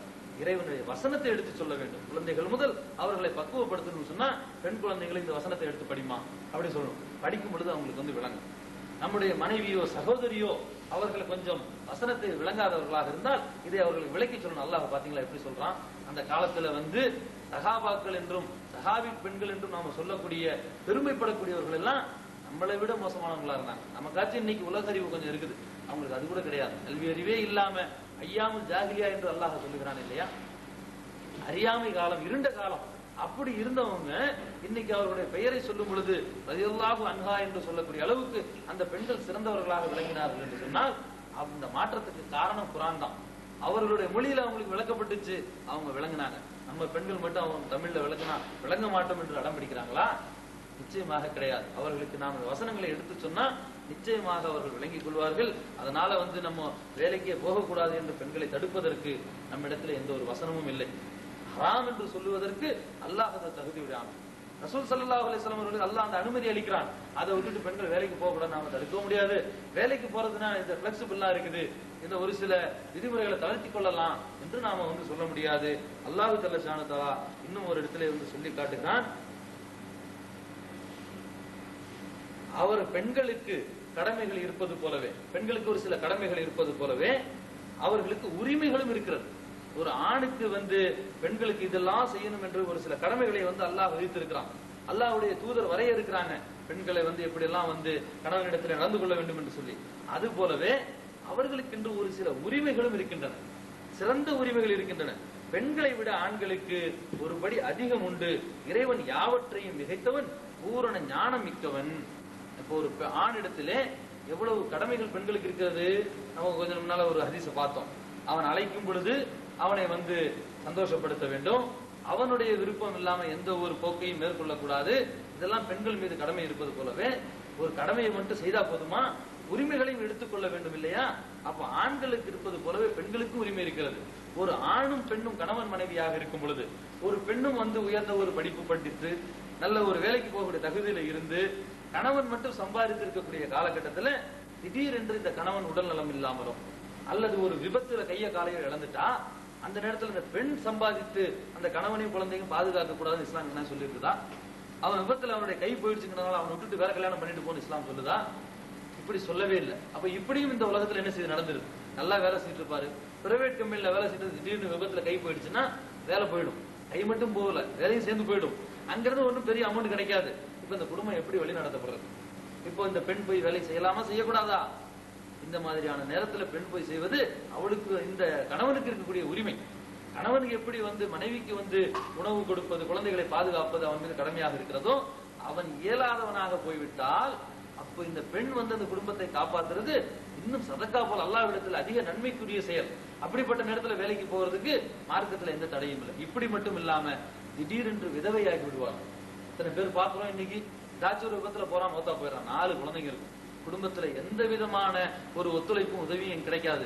தாய் தந்தை இருக்கவும் செய்வாங்க, இல்லாமலும் இருப்பாங்க. இந்த குழந்தைங்களோட இந்த ஒரு விதவை இருக்கும் பொழுது இவங்க ஒரு வேலையை என்ன செய்யறாங்க, எடுத்து செய்து கொண்டு அந்த குழந்தைகளை காப்பாத்தினா இந்த மாதிரியான நேரத்துல பலரும் வந்து அந்த பெண்களை வந்து என்ன செய்யறாங்க, குறை பேசுவதை வந்து பாக்குறோம். அவர்கள் மீது களங்கம் சுமத்தி விடுவதை வந்து பாக்குறோம். இப்படி விதவைகளா ஆகிவிட்டவர்களை பற்றி இஸ்லாம் என்ன சொல்லுகிறது? திடீரென்று யாராச்சும் இறந்துட்டா அல்லது இறக்கும் தருவாயில இருந்தா அவங்க வசியத்து செய்ய வேண்டும் என்று மார்க்கம் நமக்கு வந்து சொல்லுகின்றது. அல்லாஹ் ஜல்ல ஷானு தஆலா சூரத்துல் பக்ரா 2வது அத்தியாயத்திலே 240வது வசனத்திலே சொல்லி காட்டுகிறான், உங்களில் எவரேனும் ஒருவர் மனைவியரை விட்டு விட்டு மரணிக்கும் தருவாயில் இருந்தால், ஏதாச்சும் ஒரு விபத்தோ அல்லது ஏதோ ஒன்று ஆகி சக்கராத் ஹால்ல நீங்க இருந்தீங்கன்னு சொன்னா தம்முடைய குடும்பத்தாருக்கு, தன்னுடைய குடும்பத்துல வந்து அவன் வந்து வசியத்து செய்ய வேண்டும். ஓராண்டு வரை தன்னுடைய மனைவிக்கு வந்து வசதிகள் வழங்குமாறு மரண சாசனம் செய்ய வேண்டும். தாங்களாகவே அவர்கள் விரும்பி சிறந்த வழியை அவர்கள் மேற்கொண்டு வெளியேறினால் அவர்கள் மீது குற்றம் இல்லை. அவங்க விரும்பினா வந்து போயிடலாம். ஆனால் அவர்கள் அங்கே இருந்தார்களே ஆனால் அவர்களுக்கு ஓராண்டு காலம் வரைக்கும் என்ன செய்யணும், அவர்களுடைய குடும்ப வாழ்வாதாரத்திற்கானதை கொடுக்க வேண்டும் என்று அந்த குடும்பத்தின் தலைவன் தன்னுடைய குடும்பத்துக்கு வசியத்து செய்துவிட்டு மரணிக்கும்படி அல்லாஹ் தனது திருமறையிலே கட்டளையிடுகிறான்.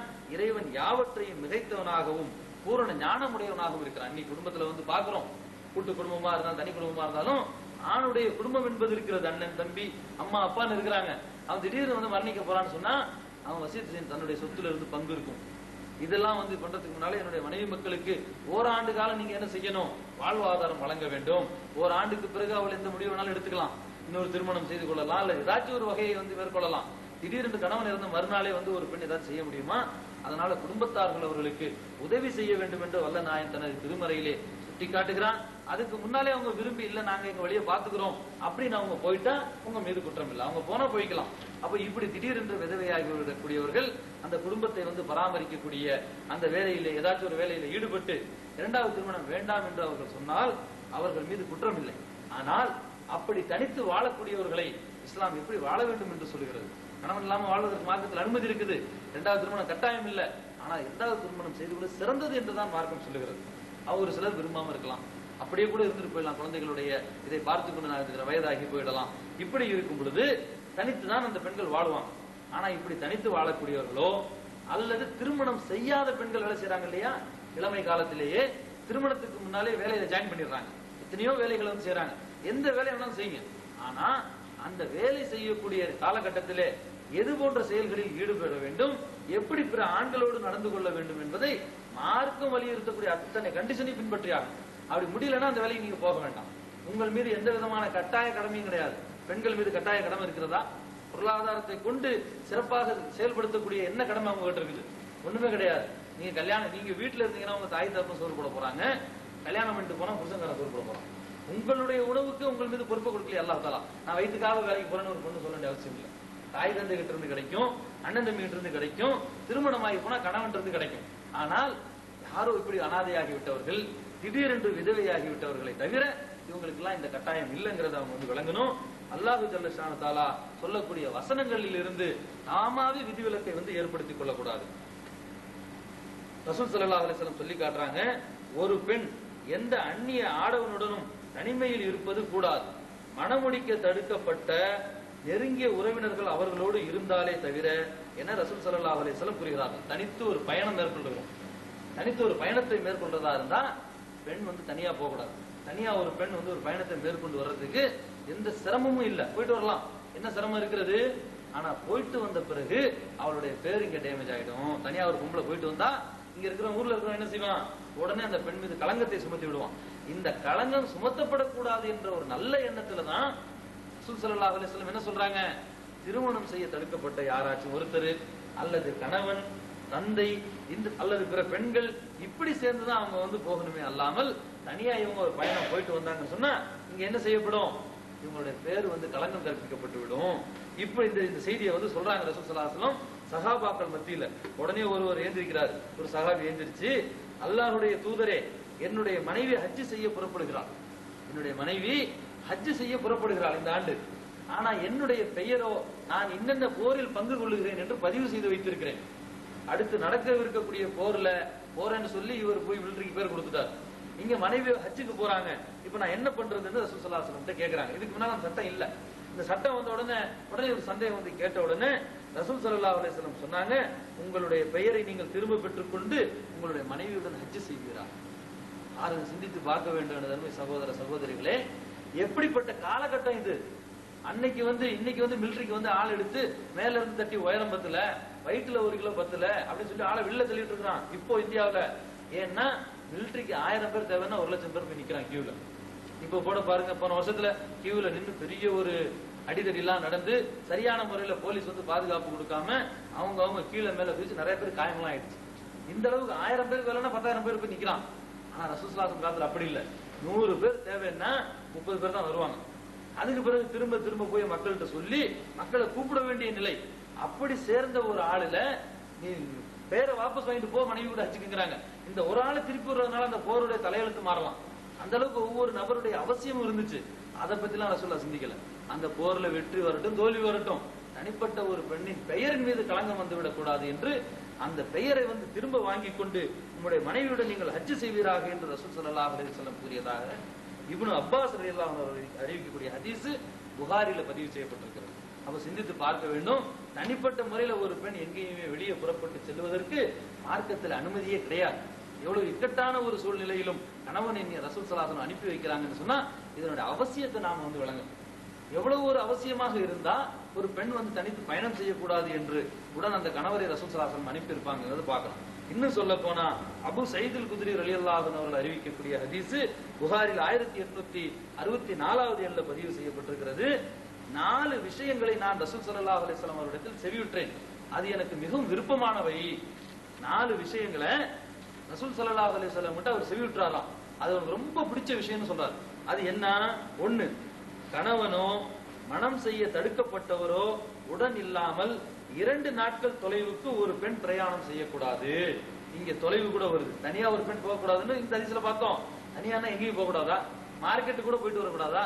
இங்க இருந்து பிளேன்ல நம்ம மனைவியை ஏற்றி விட்டா அங்க மனைவியோட தகப்பனார் மெட்ராஸ் ஏர்போர்ட் கூட்டு போறாருன்னா இப்படி நம்ம அனுப்பக்கூடாதா? இப்படி எல்லாம் சகோதரர்கள் கேள்வி கேட்கிறாங்க. ஏன் இப்படி கேள்வி கேட்டாங்கன்னு சொன்னா, இங்க 2 நாட்கள் தொலைவு என்பதை சற்று கவனக்குறைவாக அந்த காலத்துல 2 நாள் ஒட்டகம் எவ்வளவு நடக்குமோ அந்த கிலோமீட்டர் கணக்கு பண்ணி சில மார்க் அறிஞர்கள் சொல்லிட்டாங்க. 2 நாள் தொலைவு என்று சொன்னால் அந்த காலத்துல ஒரு 50-100 கிலோமீட்டர் போகும் ஒரு ஒட்டகம் 2 நாளைக்கு. 100 கிலோமீட்டருக்கு மேல என்ன செய்யக்கூடாது? தனியா பயணம் போகக்கூடாது. 2 நாள் என்று சொன்னால் நாளை தான் நம்ம கவனத்தில் எடுக்கணும். ஏனென்றால் நாட்கள் என்று சொல்லும் பொழுது அதில் இரவு உண்டு, அதில் பகலும் உண்டு. தொலைவு தூரத்தை பற்றி இங்க குறிப்பிடப்படல. தொலைவு தூரம் இன்னைக்கு இந்தியாவில் இங்க இருந்து இந்தியாவுக்கு போகணும்னா கப்பல்ல ஒரு வாரம் ஆகும். அப்படி அனுப்பலாமான்னா அனுப்பக்கூடாது. விமானத்துல 3 மணி நேரத்துல போறாங்க, அனுப்பலாமா? அனுப்பலாம். ஒரே தூரம் தான் ரெண்டுமே. நாட்களை தான் இங்க ரசூல் ஸல்லல்லாஹு அலைஹி வஸல்லம் சொல்லி காட்டுறாங்க. ஏனென்றால் இந்த நாட்கள் தான் பிறரை பற்றி தவறான களங்கத்தை ஏற்படுத்திருக்கும். வெளில போன ஒரு வாரமா காணாங்கிறதுக்கும் வெளியில போயிட்டு 4000 கிலோமீட்டர் போயிட்டு நாங்க 2 மணி நேரத்துல சொல்லி எவ்வளவு வித்தியாசம் இருக்கிறது. அப்ப சிந்தித்து பார்க்க வேண்டும் என சகோதரர்களே, கணவனோ மனம் செய்ய தடுக்கப்பட்டவரோ உடன் இல்லாமல் 2 நாட்கள் தொலைவுக்கு ஒரு பிரயாணத்தை ஒரு பெண் தனித்து செய்யக்கூடாது என்றும், 2வதாக நோன்பு பெருநாள் மற்றும் ஹஜ் பெருநாள் ஆகிய நாட்களில் நோன்பு நோக்கக்கூடாது என்றும், 3வதாக ஃபஜ்ருக்கு பிறகு சூரியன் உதிக்கும் வரையிலும் அசருக்கு பின் மறையும் வரையிலும் எந்த தொழுகையும் தொழக்கூடாது என்றும், 4வதாக மஸ்ஜிதுல் ஹராம் எனது பள்ளிவாசல், ரசூல் ஸல்லல்லாஹு அலைஹி வஸல்லம் சொல்லி காட்டுறாங்க, எனது பள்ளிவாசல் மற்றும் மஸ்ஜிதுல் அக்ஸா ஆகிய 3 பள்ளிவாசல்களை தவிர வேறு எந்த இடத்திற்கும் நன்மையை நாடி செல்லக்கூடாது என்றும் அல்லாஹ்வுடைய தூதர் கூறிய இந்த 4 விஷயங்களும் எனக்கு மிகவும் விருப்பமானவை என்று அபு சயீத் அல் குத்ரி ரலியல்லாஹு அன்ஹு அறிவிக்கக்கூடிய ஹதீஸ்ல முதல் நம்பர்ல என்ன சொல்றாரு? கணவனோ அல்லது மனம் செய்ய தடுக்கப்பட்டவரோ இல்லாம 2 நாள் பயணத்தை மேற்கொள்ளக்கூடாது. அப்ப அதற்கு குறுகிய பயணங்களை மேற்கொள்வதற்கு மார்க்கத்தில் அனுமதி கிடைத்து விட்டதா? அப்ப இது போன்ற பயணங்கள்ல தடை இல்லைங்கிறத விளங்கணும். 2 நாட்கள் பயணம் என்று சொன்னால் 2 நாள் 2 பகல் 2 இரவு கூடியதுதான் 2 நாட்கள். இந்த 2 நாட்கள் தூரத்துக்கு ஒரு பயணத்தை மேற்கொள்வதாக இருந்தா கட்டாயமாக மகரமான ஒரு ஆள் உடன் இருக்க வேண்டும் என்று மார்க்கம் சொல்லி இருக்கின்ற காரணத்தினால் பெண்கள் தாங்கள் செய்யக்கூடிய எப்படிப்பட்ட ஒரு வேலையாக இருக்கட்டும், இதெல்லாம் மார்க்கம் சொல்லக்கூடிய அளவுகோலை எடுத்துக்கணும். எவ்வளவு தூரம் போறதா இருந்தா எப்படி இருந்துக்கணும், எத்தனை நாட்கள் வரைக்கும் நமக்கு அனுமதி இருக்கிறது, பிற ஆண்கள் இருக்கக்கூடிய இடத்தில் வேலை செய்வதாக இருந்தாலும் நம்முடைய ஆடை எவ்வாறு இருக்க வேண்டும், ஆடை மட்டும் அப்படி இருந்தால் போதுமா, நம்முடைய பார்வை எப்படி இருக்க வேண்டும் என்பதையெல்லாம் பெண்களாக இருக்கக்கூடியவர்கள் கவனத்திலே கொள்ள வேண்டும். அப்படி ஒரு சிலர் இடத்திலே குறைகள் இருக்கும், இருக்கத்தானே செய்யும். அறிந்தோ அறியாம தவறு செய்வாங்க. இதை ஏளனம் பண்ணுவாங்க. ஏளனம் பண்ணக்கூடாது. அல்லாஹ் சொல்லி காட்டுகிறான், நம்பிக்கை கொண்ட ஆண்கள், நம்பிக்கை கொண்ட பெண்கள், வல் மூமினீன வல் மூமினாத் பாதுஹும் அவுலியாவு பாத். அல்லாஹ் சொல்லி காட்டுறான், விசுவாசம் கொண்ட ஆண்களும் பெண்களும் ஒருவருக்கு மற்றவர் தோழர்கள். தோழன் என்ன செய்யக்கூடாது? தோழனுடைய குறையை வெளில போய் சொல்ல மாட்டான், நேரடியாக சொல்லி திருத்துவான். அவர்கள் என்ன செய்து கொள்ள வேண்டும்? அவர்கள் ஒருவருக்கு மற்றவர்கள் நன்மையை செய்ய வேண்டும். யாமரூன பில் மாரூஃப் யன்ஹவுன அனில் முன்கர். ஒரு இடத்துல குறைய கண்டா, ஐயா நீங்க செய்யறது தப்பு. ஒரு பெண்களிடத்துல ஒரு பெண்கள் குறைய கண்டா, ஏமா வேலைக்கு போறியே, உன்னோட தலை முக்காட சரியா போட்டுட்டு போன்னு நேரடியா உபதேசம் பண்ணாம போனதுக்கு அப்புறம் போறா பாரு தலையில துணியை போடாம என்று அண்டை வீட்டு பெண்கள் பேசுவார்கள். அண்டை வீட்டில் இருக்கக்கூடிய முஸ்லிம் பெண்கள் இந்த வீட்டிலிருந்து ஒரு பெண் காலேஜுக்கு போனா அல்லது பள்ளிக்கூடத்துக்கு போனா அல்லது வேலைக்கு போனா போக விட்டுட்டு பின்னால போறா பாரு தலையில கூட துணியை போடாம அப்படி என்று பெண்கள் பேசுறாங்க. இப்படி பேசக்கூடிய பெண்களை பார்த்து சொல்லுகிறோம், இப்படி பேசாதீங்க, அந்த பெண்ணை கூப்பிடுங்க. அல்லாஹ் தன திருமறையிலே நம்முடைய ஆடை எப்படி இருக்க வேண்டும் என்று சொல்லுகிறான். ரசூல் ஸல்லல்லாஹு அலைஹி வஸல்லம் எப்படி நமக்கு வழிகாட்டி இருக்கிறார்கள், அந்த மாதிரி இந்த ஆடையை நல்ல முறையில் போட்டுட்டு போமா உபதேசம் பண்றதை விட்டுட்டு என்ன செய்யறாங்க? பின்னால பேசுகின்றார்கள். இப்படி பின்னால பேசுறதுனாலதான் அவங்களுக்கு அது தெரிய வரும் பொழுது அவர்களுக்கு மத்தியில என்னவாகிடும்? பிரச்சனைகள் ஏற்படும். அவர்கள் மத்தியிலே மனம் வெறுண்டு அவங்க ஒருத்தருக்கு ஒருத்தர் பகைவரா மாறிடுவாங்க. ஆனா அல்லாஹ் சொல்லி காட்டுதான், வல் மூமினீன வல் மூமினாத் பாவுகும் அவுலியாவுபால், மூமினான ஆண்களும் மூமினான பெண்களும் ஒருவருக்கு ஒருவர் உற்ற தோழர்கள். யாமருன பில் மாறும் யன்ஹவுன அனில் முன்கர், நன்மையை ஏவ வேண்டும், தீமையை தடுக்க வேண்டும், தீமையை நாம் வளர்த்துக் கொள்ளக்கூடாது. இன்னும் அல்லாஹ் ஜல்லஷானு தஆலா தனது திருமறையிலே பெண்களாக இருக்கக்கூடியவர்களுக்கும் ஆண்களாக இருக்கக்கூடியவர்களுக்கும் ஒரு ஒழுக்கத்தை கற்றுக் கொடுக்கிறான், ஒரு கண்ணியத்தை கற்றுக் கொடுக்கிறான். எப்படி நாம பிறரை பற்றி பேச வேண்டும், பிறரை பற்றி எப்படி நம்ம உள்ளத்துல எண்ணம் கொள்ள வேண்டும் என்பதையும் அல்லாஹ் சொல்லி காட்டுகிறான். நன்மை ஏவி தீமையை தடுக்கிறது நேரடியாகத்தான் இருக்கும். பின்னால பேசுறதுனால அவருக்கு குறை நீங்குமா? இவர் ஒரு தப்பு பண்றாரு, நான் இவர்கிட்ட பேசிக்கிட்டு இருக்கேன், காலத்துக்கு நான் பேசிட்டு தான் இருப்பேன், இது அவருடைய காதுக்கு போக போறது இல்ல, அவர் திருந்த போறதும் கிடையாது. ஒரு தீமை என்று சொன்னா தீமையான விஷயம் உண்மையிலேயே இருக்குமே, ஆனால் அதை நம்ம வாயால தடுக்கிறது தான் முதல் வேலையாக இருக்க வேண்டும். கையால் தடுக்க முடியாட்டி வாயால தான் முதல்ல தடுக்கணும். அதை விட்டுட்டு பின்னால போய் நம்ம பேசிட்டு இருந்தோம்னு சொன்னா எந்த ஒரு தீமையும் என்ன செய்யாது, உங்களுக்கு அழிந்து போகாது. பெண்களாக இருக்கக்கூடியவர்கள் உம்மு ஹக்கீம் ரலியல்லாஹு அன்ஹா, உமையா பின் கைஸ் ரலியல்லாஹு அன்ஹா போன்றவர்கள் எல்லாம் அந்த காலத்துல சேவைகள் செய்திருக்கிறாங்க, மருத்துவ சேவை போர்க்காலத்துல செஞ்சிருக்கிறாங்க. அப்போ வேலை செய்வதோடு மட்டுமல்லாமல் பெண்களுக்கு சேவை செய்வதற்கு மார்க்கம் தடுக்கலைங்கிறது வழங்கும். அன்னை தெரேசா போல சேவை செய்தார்களே, இப்படி சொல்றதா மற்றவங்களுக்கு வழங்கும். ரசூல் ஸல்லல்லாஹு அலைஹி வஸல்லம் காலத்துல சஹாபி பெண்கள் போரிலும் பங்கெடுத்திருக்கிறார்கள். குறைந்தபட்சம் மருத்துவம், உணவு போன்ற சேவைகள் அவங்க மேற்கொண்டிருக்கிறாங்க. பொதுவாக இருக்கக்கூடிய பொதுநல சேவையில எந்த சேவையிலும் கலந்து கொள்வதற்கு மார்க்கம் தடையாக இருக்கவில்லை. இது மட்டும் இல்லாம மார்க்கத்தை சொல்லணுங்கிறது இருக்குது. பல்லிஹு அன்னி வலவ் ஆயான்னு ரசூல் ஸல்லல்லாஹு அலைஹி வஸல்லம் சொன்னாங்களே, ஆண்களுக்கு மட்டும் சொன்னாங்களா பெண்களுக்கு சொன்னாங்களா? ரெண்டு பேருக்கு தான் சொல்லியிருக்கிறாங்க. ஆண்கள் எப்படி பிற ஆண்களுக்கு மார்க்கத்தை எத்தி வைக்க வேண்டுமோ அது போலவே பெண்கள் என்ன செய்யணும், சக பெண்களுக்கு மார்க்கத்தை எத்தி வைக்கணும். பக்கத்து வீட்டில் இருக்கக்கூடிய முஸ்லீம் அல்லாத பெண்களுக்கு இஸ்லாத்தை எடுத்து சொல்வது இவர்கள் மீது கடமை. இதை இவர்கள் இப்படியே அடுத்தடுத்து சொல்லும் பொழுது இவர்கள் பல இடத்திலும் போய் மார்க்கத்தை சொல்றதாக இது ஒரு சேவை. அவங்க மருத்துவ சேவை அல்லது இன்ன பிற சமூக சேவைகளை செய்வதாக இருந்தா அதற்கும் மார்க்கம் தடையாக இல்லைங்கிறது விளங்கும். ஆனா இப்படியெல்லாம் தங்களுடைய சேவைகளிலும் தங்களுடைய வேலைகளிலும் ஈடுபட்டிருக்கக்கூடிய பெண்களை சமுதாயம் எப்படி பார்க்கணும், இந்த சமுதாயத்துடைய பார்வை இருக்குதே, இதுதான் அவங்களை கூனி குறுகு செஞ்சிருது. ஆனா அல்லாஹ் சொல்லி காட்டுகிறான், விசுவாசம் கொண்டவர்களே, ஒரு சமுதாயம் பிறிதொரு சமுதாயத்தை கேலி செய்ய வேண்டாம். ஏனென்றால் இவர்கள் அவர்களை விட சிறந்தவர்களாக இருக்கலாம். நம்ம என்ன செய்றோம், குரூப்பா இன்னைக்கு உலகத்துல ஒரு குரூப்பாக இருந்து கொண்டு இன்னொரு குரூப்பை ஏளனம் செய்யறது, ஒரு சமுதாயமாக இருந்து கொண்டு இன்னொரு சமுதாயத்தை ஏளனம் செய்து குறை சொல்றது. எந்த மார்க்கத்தில் இருந்துட்டு போகட்டும், எந்த கொள்கையில இருந்துட்டு போகட்டும், அவன் இருக்கிறது சரியோ தவறோ, அவன் சரி கண்டு தான் அதுல இருக்கான். ஒரு கொள்கையில இருக்கிறவன் சரி கண்டு தான் அதை இருக்கிறான். அதை தவறு என்று சொன்னால் அல்லாஹ் சொல்லக்கூடிய வசனங்களின் அடிப்படையில் ஹிக்மத்தாக அதை நாம் எடுத்து சொல்லணும், அல்லாமல் ஏளனம் செய்யக்கூடாது. ஏன்னா நீங்க ஏளனம் செய்றீங்க, ஒருவேளை அவன் உங்களை விட உயர்ந்தவனா இருப்பான் அல்லாஹ் சொல்றான். நாம சொல்றோம் பாருங்க, பையில துணியை போட்டுக்கிட்டு 6 மாதம் விட்டு புறப்படுறான் தப்லீக் ஜமாத் சொல்லி ஏளனம் பண்ணோம், தப்புதான். அதை அவன் சரி கண்டு இதுதான் ஒரு அல்லாஹ்வுக்கு ஓப்பமான செயல் என்று போகும் பொழுது அல்லாஹ்விடத்துல அவனுக்கு கூலி கிடைக்கலாம். ஆனா ரசூல் ஸல்லல்லாஹு அலைஹி வஸல்லம் இப்படி மார்க்கம் சொல்லலைங்க. ரசூல் ஸல்லல்லாஹு அலைஹி வஸல்லம் இப்படிதான் மார்க்கம் சொல்லிருக்காங்க. ஹதீஸை எடுத்து அவனுக்கு நேரடியாக சொல்வதை விட்டு பின்னால நம்ம ஏளனம் செய்கிறோம். இன்று நாம் ஏளனம் செய்யக்கூடிய நிலைக்கு தள்ளப்படுகிறோம். இதை நம்ம சிந்திச்சு பார்க்கணும். அல்லாஹ் சொல்லி காட்டுறான், இன்னொரு சமுதாயத்தை ஏளனம் பண்ணாது. அவன் இன்னொரு மார்க்கத்துல இருப்பான், கல்லை வணங்குவான். அவன் வணங்குறது கல்லு நமக்கு தெரியும், நிரூபிக்க முடியுமா முடியாதா?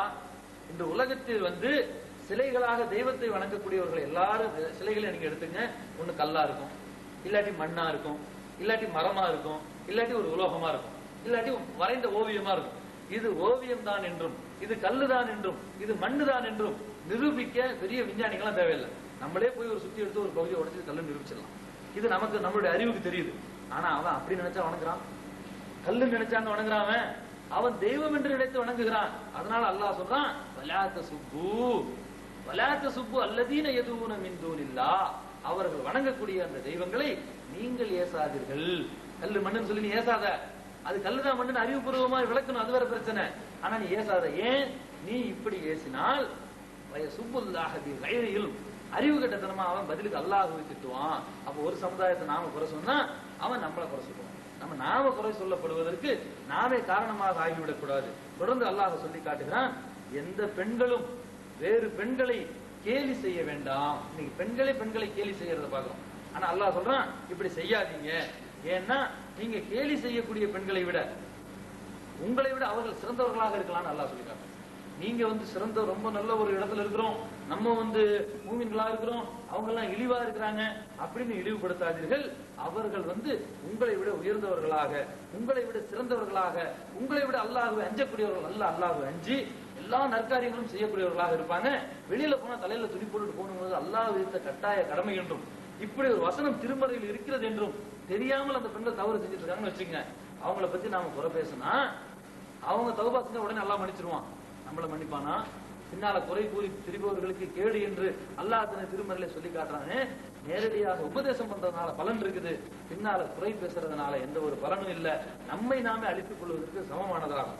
நீங்கள் ஒருவர் மற்றவரை குறை கூற வேண்டாம், பட்ட பெயர்களை சூட்டி இகழ வேண்டாம், நம்பிக்கை கொண்ட பெயருக்கு பட்ட பெயர்கள் சூட்டுவது பாவமாகும் என்று அல்லாஹ் தன் 49வது அத்தியாயத்துல சொல்லி காட்டலாம். இன்னைக்கு வேலைக்கு போகக்கூடிய பெண்களுக்கும் ஏனைய சேவைகள் செய்யக்கூடிய பெண்களுக்கும் இந்த சமுதாயத்தில் இருக்கக்கூடியவர்கள் கண்ணியத்தை கொடுக்க வேண்டும். அவரிடத்தில் குறைகள் இருந்தால் அதை சுட்டிக்காட்ட வேண்டும். சுட்டிக்காட்டும் பொழுது நம்முடைய வார்த்தைகளை பயன்படுத்தாமல் அல்லாஹ்வுடைய வேதத்தின் வசனங்களை எடுத்துச் சொல்லும் பொழுது நிச்சயமாக அவர்கள் ஏற்றுக்கொள்வார்கள். அதனை அவர்கள் பின்பற்றக்கூடியவர்களாக மாற முடியும். அன்னைக்கு அறியாமை காலத்தில் இருந்த பெண்களை சிறந்த முஸ்லிம் பெண்களாக மாற்றியது இந்த திருமறையின் வசனங்கள். சொல்லக்கூடியவர்கள் யாராக இருந்தாலும் வசனத்தை சொன்னால் அதற்கு ஒரு ஈர்ப்பு உண்டு. அதை நிச்சயமாக அது வந்து அவர்களுடைய உள்ளத்திலே பதியும் என்பதை நாம் விளங்கிக் கொள்ள வேண்டும். நம்பிக்கை கொண்ட பிறகு கற்புடைய அப்பாவி பெண்கள் மீது அவதூறு கூறுவதற்கு இம்மையிலும் மறுமையிலும் சாபம் உண்டு என்று அல்லாஹ் வந்து தனது திருமறையிலே சொல்லி காட்டுகிறான். ஆகவே எனதருமை சகோதரர்களே, கற்பு என்று சொல்லக்கூடியது மிகவும் உயிரை விட மேலானது. இதுல ஒரு களங்கத்தை ஒரு சமுதாயம் சேர்ந்து ஒரு பெண்ணு மேல சுமத்துறதா இருந்தா ரொம்ப சுலபமா சுமத்திட்டு போயிடலாம். ஆனா அல்லாஹ் சொல்லி காட்டுகிறான், நம்பிக்கை கொண்ட பிறகு ஒருத்தன் நம்பிக்கை கொண்டிருக்கிறான்னு சொன்னா பிறருடைய கற்புக்கு களங்கம் வந்து சுமத்துறது அவனுக்கு வந்து கூடாது. அப்படி செய்தால் அவனுக்கு இம்மையிலும் மறுமையிலும் சாபம் உண்டு, மேலும் கடும் வேதனையும் உண்டு என்று அல்லாஹ் தனது திருமறையிலே சொல்லி காட்டுகிறான். அல்லாஹு ஜல்ல ஷானு தாலா ஒருவர் மற்றவர் வந்து பட்ட பேரை சொல்லுவாங்க. ஏதாச்சும் இந்த மாதிரி வந்து மார்க் அடிப்படையிலே தவறு செய்தா கூட அவங்களுக்கு உடனே ஏதாச்சும் ஒரு பட்ட பெயர், இப்படிப்பட்ட பட்ட பெயர்கள் வந்து சூட்டுவது ஒரு காலத்துல சாதாரணமா இருந்துச்சு. ஆனா ரசூல் ஸல்லல்லாஹு அலைஹி வஸல்லம் வந்த உடனே அதையெல்லாம் தடுத்துடுறாங்க. யாரையும் பட்ட பெயரை சுற்றி வந்து நீங்க வந்து கூப்பிடாதீங்க என்று சொல்லுகின்றார்கள். ஆகவே வேலைக்கு போகக்கூடிய பெண்கள் அவர்கள் ஏதாச்சும் வந்து முடியை கட் பண்ணிக்குவாங்க, அதுக்கு ஏதாச்சும் ஒரு பட்ட பெயரை வச்சிருவாங்க. இப்படி எல்லாம் வைத்து பின்னால வந்து பேசும் பொழுது இது கேள்விப்படும் பொழுது அவர்களுக்கு என்னவாகும்? மனதிற்கு வேதனை தரும். ஆகவே பெண்களாக இருக்கக்கூடியவர்கள் வேலைக்கு செல்வதற்கு எந்த விதமான தடையும் மார்க்கத்துல இல்ல. பெண்கள் வேலைக்கு செல்வதனால ஏற்படக்கூடிய விளைவுகள் என்று நாம சொன்னோம்னா நிறைய சொல்லலாம்.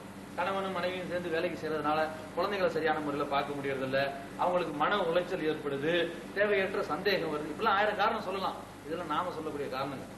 இந்த காரணங்கள் எல்லாம் அவரவர்களாக ஆராய்ந்து அவர்களே போதுமா இல்லையான்னு முடிவு பண்ணிக்கணுமே தவிர இப்படிலாம் இருக்கனால வேலைக்கு போகாதீங்கன்னு நாம தடுக்க முடியாது. ஏனென்றால் இந்த மார்க்கத்தில் ஏதேனும் ஒன்றை அனுமதிப்பதற்கும் ஏதேனும் ஒன்றை தடுப்பதற்கும் நமக்கு அதிகாரம் இல்லை. அல்லாஹ்வோ அவனுடைய தூதரோ பெண்கள் வேலைக்கு செல்வதை தடுக்கவில்லை. சென்றால் எப்படி இருக்க வேண்டும் என்ற கட்டளைகள் நமக்கு இருக்கின்றது. அந்த ஒவ்வொரு விதிமுறை இருக்கிறது. அந்த விதிமுறைக்கு உட்பட்டு பெண்கள் அவர்களுக்குரிய அந்த வேலைகளை வந்து செய்யலாம். அதற்கு இஸ்லாமிய மார்க்கத்தில் எந்த ஒரு தடையும் இல்லை.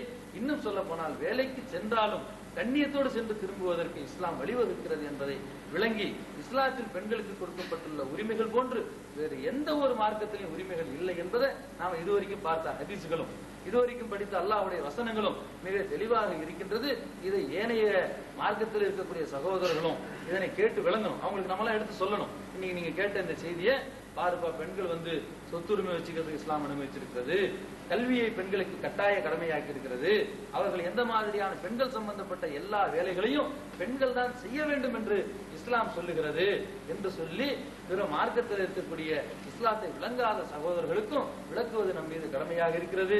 விளங்கியதன் அடிப்படையிலே செயல்படுத்தக்கூடிய வாய்ப்பினை அல்லாஹ் ஜல்ல ஷானு தஆலா தந்தருள்வானாக. வாஹிரு தாவானா அல்ஹம்துலில்லாஹி ரப்பில் ஆலமீன். உரை பற்றிய சந்தேகம் இருந்தா கேட்கும். இல்ல சொல்றதுதான்.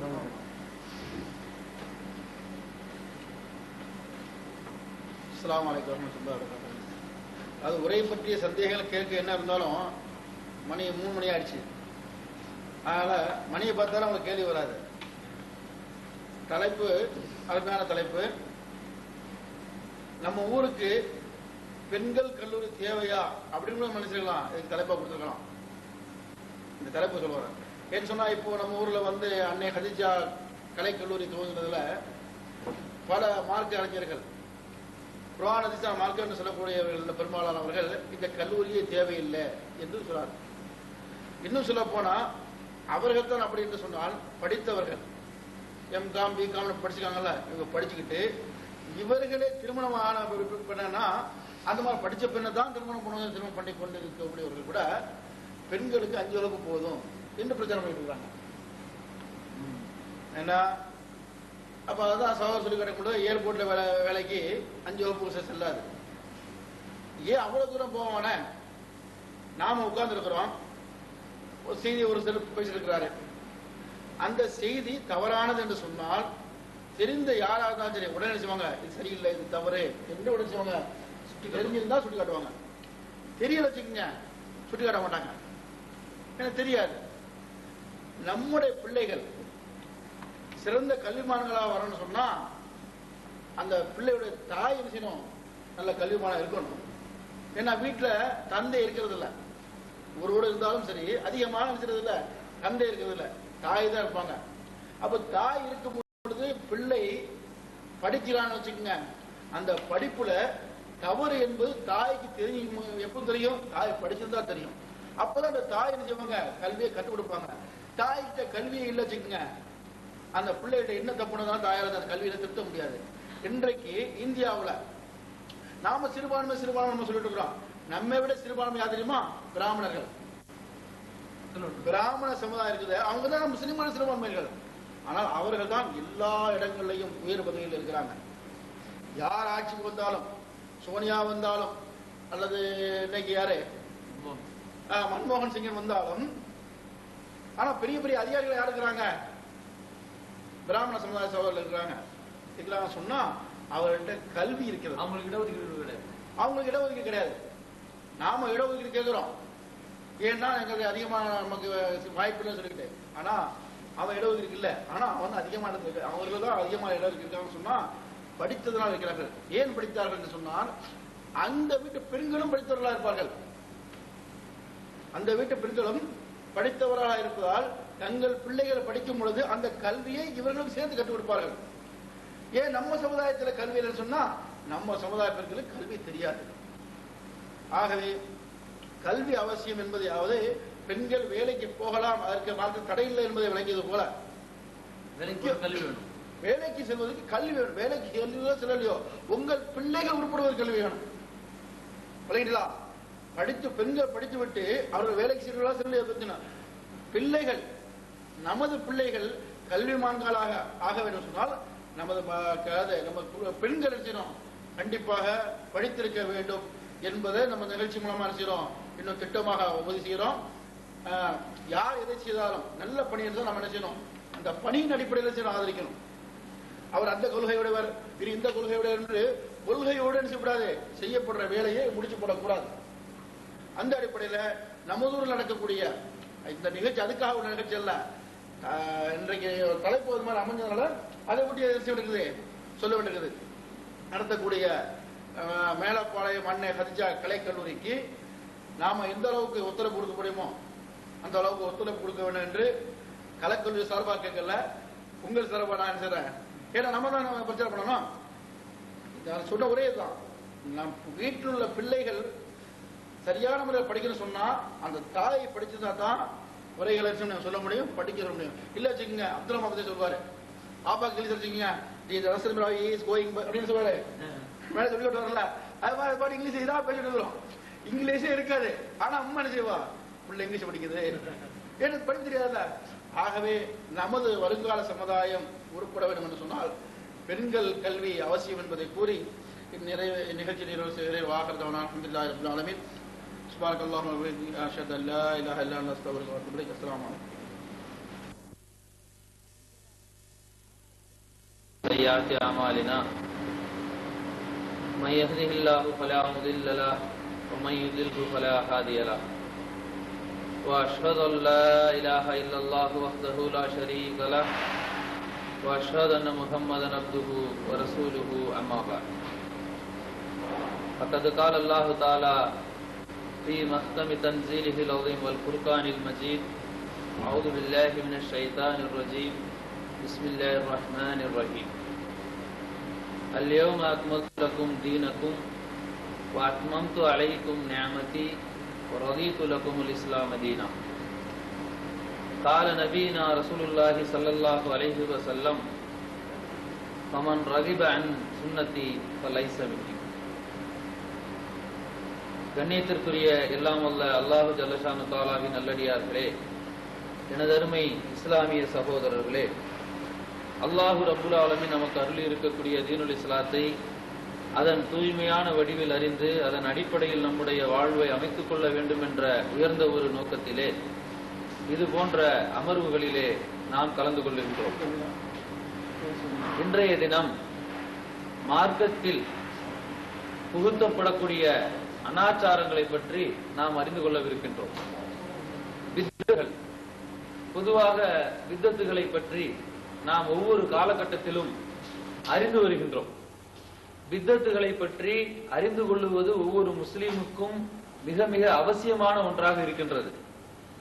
இந்த அவசியத்தை உணர்ந்ததாலோ என்னவோ நம்முடைய நாடுகளிலே, நம்முடைய நாடுகள் என்று சொன்னால் இந்தியா, இலங்கை, பாகிஸ்தான், ஆப்கானிஸ்தான், பங்களாதேஷ் போன்ற நாடுகளில் இன்றளவும் ஜும்மாவிற்கென்று தொகுத்து வைக்கப்பட்டிருக்கக்கூடிய ஜும்மா புத்தகங்கள், அதனுடைய நோக்கம் நல்ல நோக்கம் தான்.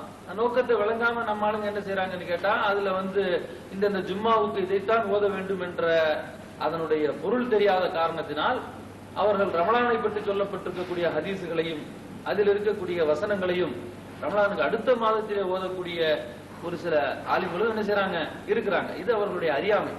ஆனா இது இப்படி இவங்க ஏன் இதை உருவாக்குனாங்க அப்படின்னு நம்ம பார்க்கும் பொழுது அதில் அதிகமாக இடம்பெற்றிருக்கக்கூடிய ஒரு ஹதீஸை வைத்து நாம பார்க்கிறோம். அவங்க என்ன செய்யறாங்கன்னு கேட்டா, நம்ம மதரசாவில் படிக்கக்கூடிய மாணவர்கள் அரபியில அவங்க எழுத்தை எல்லாம் கற்று அறிந்து குர்ஆனை முழுமையாக விளங்கிக்கிட்டு ஆலிம் பட்டம் வாங்கிட்டு போறதுல நமக்கு நல்லாவே தெரியும். அதனால இவங்களை சரியான முறையில் ஜும்மாவின் உரையை மக்களுக்கு கொடுத்து விட முடியாதுங்கிற காரணத்தினால இந்த காலகட்டங்களில் இந்த ஹதீஸும் இந்த ஆயத்தும் மக்களுக்கு சொல்ல வேண்டியது அவசியம். மற்ற நாள் இதெல்லாம் சொல்லிட்டு போகும். மிக மிக அவசியமாக ஒரு சில ஹதீஸ், ரமலான் மாசம் வருதுன்னு சொன்னா நோன்பை பற்றிய இருக்கக்கூடிய வசனங்கள், நோன்பை பற்றிய ஒரு சில ஹதீசுகளை தொகுத்து இது ரமலான் மாதத்து ஜும்மாவில் நீங்கள் அமைத்துக் கொள்ளுங்கள் என்று சொல்றாங்க. சொல்லி சொல்லி மூத்த அறிஞர்கள் இளையவர்களுக்கு சொல்லுவது இது ஒரு புத்தகமா போட்டுட்டா எல்லாருக்கும் ஒரு பயனுள்ளதா இருக்குமே அப்படி என்று ஒரு புத்தகமாக போடும்போது கூட அந்த மார்க்க அறிஞர்கள் அதிகமாக ஒரு ஹதீஸை இடம்பெற செய்திருக்கின்றார்கள். அந்த ஹதீஸ் புத்தகத்துல பெரும்பாலும் நீங்க ஒவ்வொரு ஜும்மாவிலையும் நீங்க திரும்ப திரும்ப கேட்கக்கூடிய ஹதீஸ் எது? ரசூல் ஸல்லல்லாஹு அலைஹி வஸல்லம் கூறினாக அந்த ஹதீஸை 80% ஜும்மாக்களில் ஓத வேண்டும் என்று அதில் இடம்பெற செய்திருக்கின்றார்கள். நாம கூட என்ன செய்யறோம், அதிகமாக அந்த ஹதீஸை கேள்விப்படுறோம். அந்த ஹதீஸ் என்ன?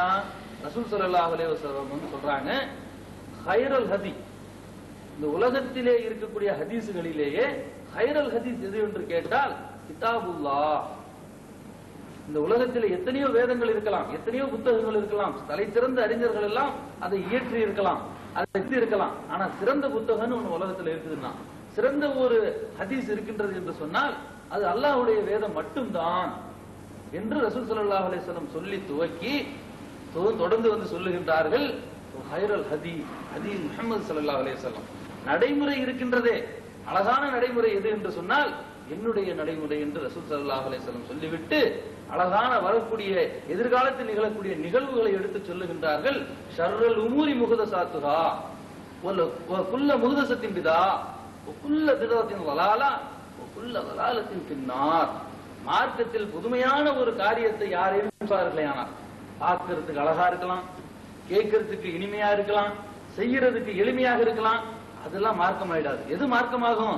அத்தாரிட்டி இருக்கணும், அதுக்கு ஆதாரமாக ஒரு இறை வசனம் இருக்க வேண்டும், அல்லது என்னுடைய நடைமுறை இருக்க வேண்டும். நான் உங்களை 2 விஷயங்களின் பால் விட்டு செல்லுகின்றேன். அல்லாஹ்வுடைய தூதர் ரசூலுல்லாஹி ஸல்லல்லாஹு அலைஹி வஸல்லம் சொல்றாங்க, நான் உங்களை என்ன செய்றேன், 10 விஷயங்களின் பால் விட்டு செல்லவில்லை, 8 விஷயங்களை எடுத்து ஓதுங்கள் என்று விடவில்லை, 7 விஷயங்களை சொல்லவில்லை, 3 விஷயத்தை கூட சொல்லல. சொன்னது எத்தனை? 2 தான். இதை நீங்கள் பற்றி பிடித்துக் கொள்ளுங்கள். அந்த 2 எது? கிதாபுல்லாஹ் வல் சுன்னதி, அல்லாஹ்வுடைய வேதம், என்னுடைய நடைமுறை. இந்த 2ஐ தவிர நீங்க வேற எதை பற்றி பிடித்தாலும் வழிகட்டு போவீங்க. இந்த 2ஐ பற்றி பிடித்தீர்களேயானால் வழி தவறவே மாட்டீர்கள் என்று ரசூல் ஸல்லல்லாஹு அலைஹி வஸல்லம் சொல்லிவிட்டு, இந்த மார்க்கம் எப்படிப்பட்டது? வெள்ளை வெளியேர் என்ற ஒரு மார்க்கம். இதுல சின்னதா ஒரு கரும்புள்ளி பட்டா கண்டுபிடிச்சிருக்கோம். இதுக்கு பெரிய கண்ணாடி எல்லாம் போட்டுட்டு போகணுங்கிற அவசியம் இல்ல. கருப்பா இருக்கக்கூடிய கேரேஜ்ல எல்லாம் வேலை செய்யறவங்க என்ன செய்வாங்க, கிரீஸ் மை இதெல்லாம் பட்டு அழுக்கா இருக்கும். அதுல நீங்க கொண்டு போய் இங்க அடிச்சு விட்டுருங்க தெரியாது ஒண்ணும். ஆனா வெள்ளை சட்டை போட்டு வர்ற மேல ஒரு நீங்க இங்க அடிச்சீங்கன்னு சொன்னா அந்த பேனா வைக்கும் பொழுது வெள்ளை சட்டை வச்சிருக்கவங்க அந்த முனைப்பட்டு விட்டாலே தூரத்தில் இருப்பவங்களுக்கு தெரிஞ்சு போயிடும். அப்ப வெள்ளை வெளியேறு என்று இருக்கக்கூடிய இந்த மார்க்கத்தில் விதத்துகளை அழகாக இனம் காணலாம். சின்ன ஒரு கரும்புள்ளி பட்டது போல இனம் காணலாம். இந்த மார்க்கம் எப்படிப்பட்டது, இன்னும் எத்தனை ஹதீசுகள் லைலுகாக நகாரிகாங்கிறாங்க ரசூலுல்லாஹி. இந்த மார்க்கத்திலே இரவு இருக்கின்றது, பகல் இருக்கின்றது. ஆனால் எப்படி இருக்கின்றது? இரவும் பகலை போல் இருக்கின்றது. இரவு என்ற இருள் இந்த மார்க்கத்தில் கிடையாது. இந்த உலகம் இயங்குவதில் இருக்கின்றது. மார்க்கத்தில் என்ன கிடையாது? இருள் என்பது கிடையாது. ஆனால் இருளை மனிதர்கள் உருவாக்கி மார்க்கத்தில் நுழைக்கின்றார்கள், அறிந்தோ அறியாமலும். தெரிஞ்சும் செய்யலாம், தெரியாமலும் செய்யலாம்.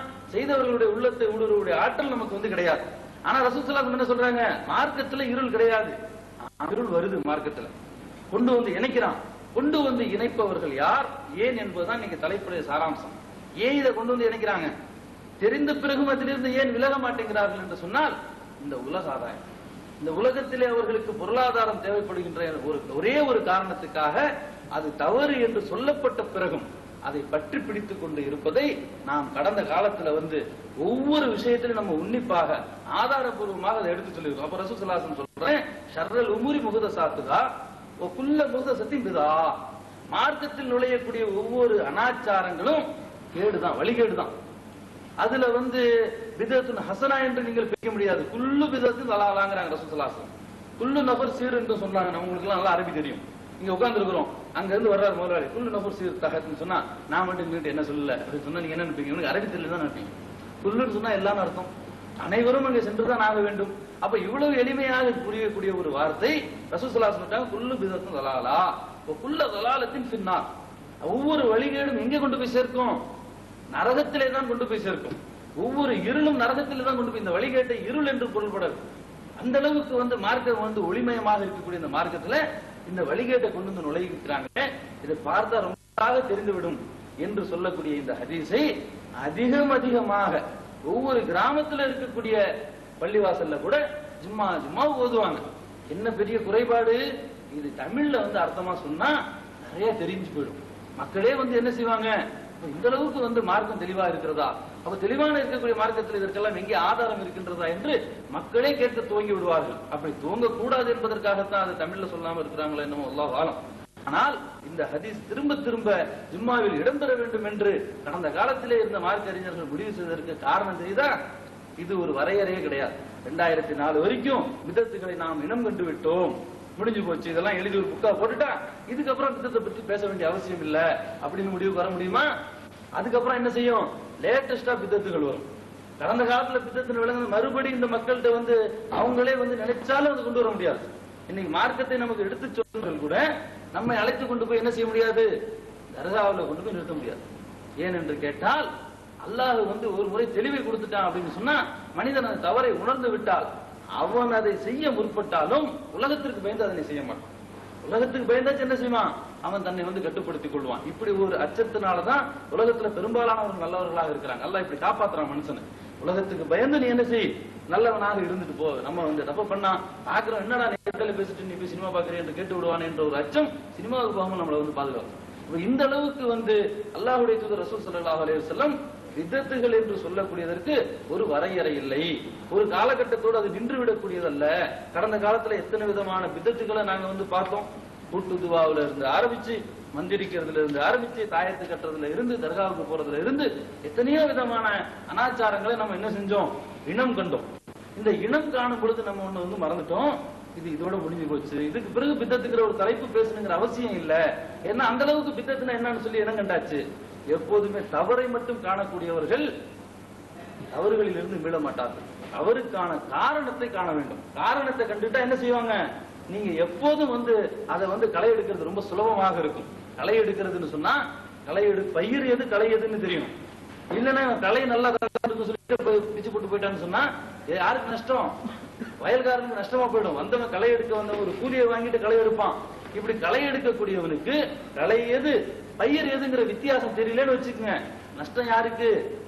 கூலியை கொடுத்து அவனுடைய விளைச்சலை பிடிங்கி போடக்கூடிய நிலைமை வந்துடும். அதனால எனது அருமை சகோதரர்களே, நாம என்ன செய்யக்கூடாது, தவறுகளை மட்டும் பார்க்க கூடாது, தவறுகளுக்கான காரணத்தை நாம வழங்கணும். இஸ்லாத்துடைய ஒவ்வொரு நீங்க குற்றவியல் சட்டத்தெல்லாம் எடுத்து பாருங்க, எல்லாம் என்ன செய்யும், காரணத்தை களையும். இந்த காரணம் களையப்பட வேண்டும். இந்த காரணம் எங்கே இருக்கின்றது என்று சொன்னால் ரசூல் ஸல்லல்லாஹு அலைஹி வஸல்லம் சொல்றாங்க, ஒவ்வொரு விஷயத்திலும் என்னுடைய நடைமுறையை நீங்கள் பின்பற்றுங்கள். ஒவ்வொரு விஷயத்திலும், சின்ன சின்ன விஷயத்திலும், பல்லு குத்துற விஷயமா இருந்தாலும், சிறுநீர் கழிக்கிற விஷயமாக இருந்தாலும் ரசூல் ஸல்லல்லாஹு அலைஹி வஸல்லம் நமக்கு என்ன செஞ்சிருக்கிறாங்க, வழிகாட்டி இருக்கிறார்கள். அல்லாஹ் தனது திருமறையிலே சொல்லுகிறான், லக்கது கான லக்கும் ஃபீ ரசூலில்லாஹி உஸ்வத்துன் ஹஸனா மன் கான யர்ஜுல்லாஹி வல் யௌமில் ஆகிரா வல ذكرல்லாஹி கஸீரா. இதற்கு என்ன பொருள்?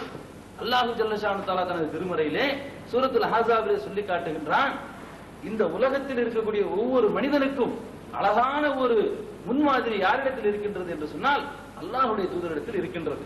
இதை யார் பின்பற்றுவார்கள்? யாருக்கு இந்த முன்மாதிரி? எல்லாரும் முன்மாதிரியா?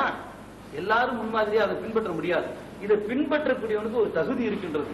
அந்த தகுதி ஃபர்ஸ்ட் மன்கான, எவர் ஒருவர் அல்லாஹ்வை நம்புகின்றாரோ, அல்லாஹ்வின் மீது விசுவாசம் கொள்ளுகின்றாரோ, யார் மறுமையின் மீது விசுவாசம் கொள்ளுகின்றாரோ, அல்லாஹ்வையும் மறுமை நாளையும் விசுவாசம் கொள்ளுதல் அல்லாஹ்வுடைய தூதரை முன்மாதிரியாக எடுத்துக் கொள்வதற்குரிய ஒரு தகுதி.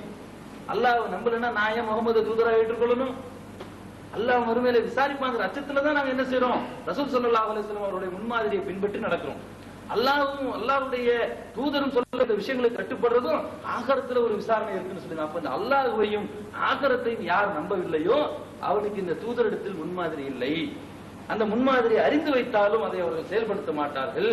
வல ذكرல்லாஹி கஸீரா, இன்னும் அல்லாஹ்வை அதிகம் அதிகமாக தியானிக்கக்கூடியவர்களுக்கு என்று அல்லாஹ் சொல்லிட்டான். அல்லாஹ்வை விசுவாசித்தலும் மறுமை நாளை விசுவாசித்தலும் மட்டுமில்லாமல் அவர்களிடத்தில் மூன்றாவதாக எந்த பண்பு இருக்க வேண்டும் என்று அல்லாஹ் சொல்லுகிறான், அவர்கள் அதிகம் அல்லாஹ்வை தியானிக்கக்கூடியவர்களாக, நினைவு கூறக்கூடியவர்களாக இருக்க வேண்டும் என்று அல்லாஹ் சொல்லுகிறான். இந்த தியானம் என்ன, நினைவு கூறுதல்னா என்ன அப்படின்னு சொன்னா, இதை நம்முடைய மக்கள் தவறாக விளங்கி பள்ளிவாசல போய் உட்கார்ந்து 1000 சுப்ஹானல்லாஹ் சொன்னா இவர் ரொம்ப அல்லாஹ்வை திக்ர் பண்றாரு. இது அல்ல நினைவு கூறுதல். அந்த நினைவு கூறுதல் அல்லாஹ்வுடைய தூதரிடத்தில் இருந்ததா இல்லையான்னு பார்க்கணும். அந்த நினைவு கூறுதல் அல்லாஹ்வுடைய தூதரிடத்தில் இருந்தது. இந்த உலகத்தில் இருக்கக்கூடிய ஒட்டுமொத்த முஸ்லிம்களிடத்தில் நாம் ஒரு கேள்வியை கேட்கிறோம், அவங்களுடைய பதில் ஒன்னாகத்தான் இருக்கும். அது என்ன கேள்வி? இந்த உலகத்தில் வாழ்ந்த மக்களிலே அல்லாஹ்வை அதிகம் அதிகம் நினைவு கூர்ந்த மனிதர் யார் என்று நம்ம ஒரு கேள்வி கேட்கிறோம். ஒட்டுமொத்தமாக அவர்கள் எழுதக்கூடிய பதில் முஹம்மது ரசூலுல்லாஹி ஸல்லல்லாஹு அலைஹி வஸல்லம் என்றுதான் இருக்கும். மாற்று கருத்து இருக்கா? யாருக்காச்சும் இந்த மாற்று கருத்து இருக்கா? நிச்சயமாக கிடையாது. அப்ப அந்த அல்லாஹ்வுடைய தூதர் அல்லாஹ்வை எப்படி நினைவு கூர்ந்தார்? 1000 முறை சுப்ஹானல்லாஹ் சொன்னாரா? வியாழக்கிழமை ஆனா திக்ர் மஜ்லிஸ் நடத்துறாங்க. இங்கே அமர்ந்து கொண்டு அவர்கள் சுப்ஹானல்லாஹ் சொல்லுகின்றார்கள். சுப்ஹானல்லாஹ் சொல்லுவதை குறை காணவில்லை. சுப்ஹானல்லாஹ் எந்த இடத்தில் சொல்ல வேண்டும், எந்த எண்ணத்தில் சொல்ல வேண்டும், அதனுடைய பொருள் உணர்ந்து சொல்ல வேண்டும், அதற்கு உரிய இடத்தில் சொல்ல வேண்டும். ஒரு இரவெல்லாம் அமர்ந்து சுப்ஹானல்லாஹ் சொல்லுவதனால் அல்லாஹ் தூய்மைப்படுத்தி விடுவதில்லை. நாம் அவன் தூயவனாகவே இருக்கின்றான். அவன் தூய்மையானவன் என்று அவனுடைய அந்த அத்தனை சக்திகளுக்கு மாறுபட்ட எண்ணம் நம்முடைய உள்ளத்திலே வரும் பொழுது நாம சுப்ஹானல்லாஹ் நம்ம தப்பா விளங்கிட்டோம், அல்லாஹ் தூய்மையானவன் அப்படி என்ற ஒரு எண்ணம் என்ன செய்யணும், நம்முடைய உள்ளத்தில் இருந்து எழுந்து அது வார்த்தையாக சுப்ஹானல்லாஹ் என்று வெளியே வர வேண்டும். இதுதான் அல்லாஹ்வை நினைவு கூறுதல். அதை விட்டு விட்டு ஒரு நாள் முழுவதும் நாம உட்கார்ந்து சுப்ஹானல்லாஹ் சொன்னா இது அல்லாஹ்வுடைய திக்ர் என்று தவறாக விளங்கி வைத்திருக்கிறோம். அல்லாஹ்வுடைய தூதரிடத்திலும் அல்லாஹ்வை நினைவு கூறுவதற்கு முன்மாதிரி இருக்கின்றது. இப்படி அல்லாஹ்வை அஞ்சி, ஆகரத்தை அஞ்சி ஒவ்வொரு நிமிடமும் அல்லாஹ்வை நினைவு கூறக்கூடியவர்கள் எப்படி இருக்க வேண்டும்? பள்ளிவாசலுக்கு போறோம், வாங்க சொல்லி இகாமத்து சொல்றாங்க, விறுவிறு நேரா போய் நீங்க பள்ளிவாசல்ல போய் தொழுதா எவன் கேட்கிறான் ஒரு செஞ்சியா இல்லையான்னு சொல்லி யாராச்சும் கேட்பானா?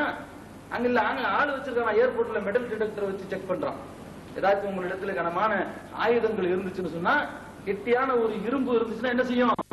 அங்க சத்தம் வந்துடும். மெட்டல் டிடெக்டர் அது என்ன செய்யும்? அது உறுதியான இரும்பு போன்ற உலோகங்கள் உடம்புல இருந்தா கண்டுபிடிச்சிடும்.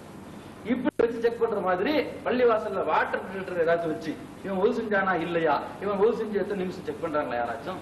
யாருமே செக் பண்றது இல்ல. ஆனால் நம்ம என்ன செய்யறோம்? ஒது செஞ்சுட்டு தான் தொலை போகிறோம். ஒழியாம நம்ம போய் தொழுகையிலே நின்று விட்டால் அங்க தொலை வைக்கக்கூடிய இமாமும் கண்டுபிடித்து விட மாட்டார். யாருப்பா அது 3வது சப்ல மஞ்சள் சட்டை போட்டுட்டு ஒது செய்யாம தொழுகிறது சொல்றாரா? சொல்ல போறாரு. அவ்வளவு தூரம் ஏன் போகணும்? பக்கத்துல இருக்கிறவருக்கு தெரியுமா நான் ஒது செஞ்சனா இல்லையான்னு சொல்லி? அவருக்கு தெரியாது. ஆனாலும் நம்ம என்ன செய்யறோம்? அல்லாஹ்வை நினைவு கூறுகின்றோம். ஒது செய்வதற்கு முன்னால் பிஸ்மில்லாஹ் கூறுகின்றோம். ஏனென்றால் ரசூல் ஸல்லல்லாஹு அலைஹி வஸல்லம் ஹதீஸ் நினைவுக்கு வருது. ஓஹோ, ஒதுவுடைய திறவுகோல் பிஸ்மில்லாஹ் என்று ரசூல் ஸல்லல்லாஹு அலைஹி வஸல்லம் சொல்லுகின்றார்கள். யார் ஒருவன் பிஸ்மில்லாஹ் கூறவில்லையோ அவனுக்கு ஒது இல்லை, யார் ஒருவனிடத்தில் ஒது இல்லையோ அவனுக்கு தொழுகையே இல்லை.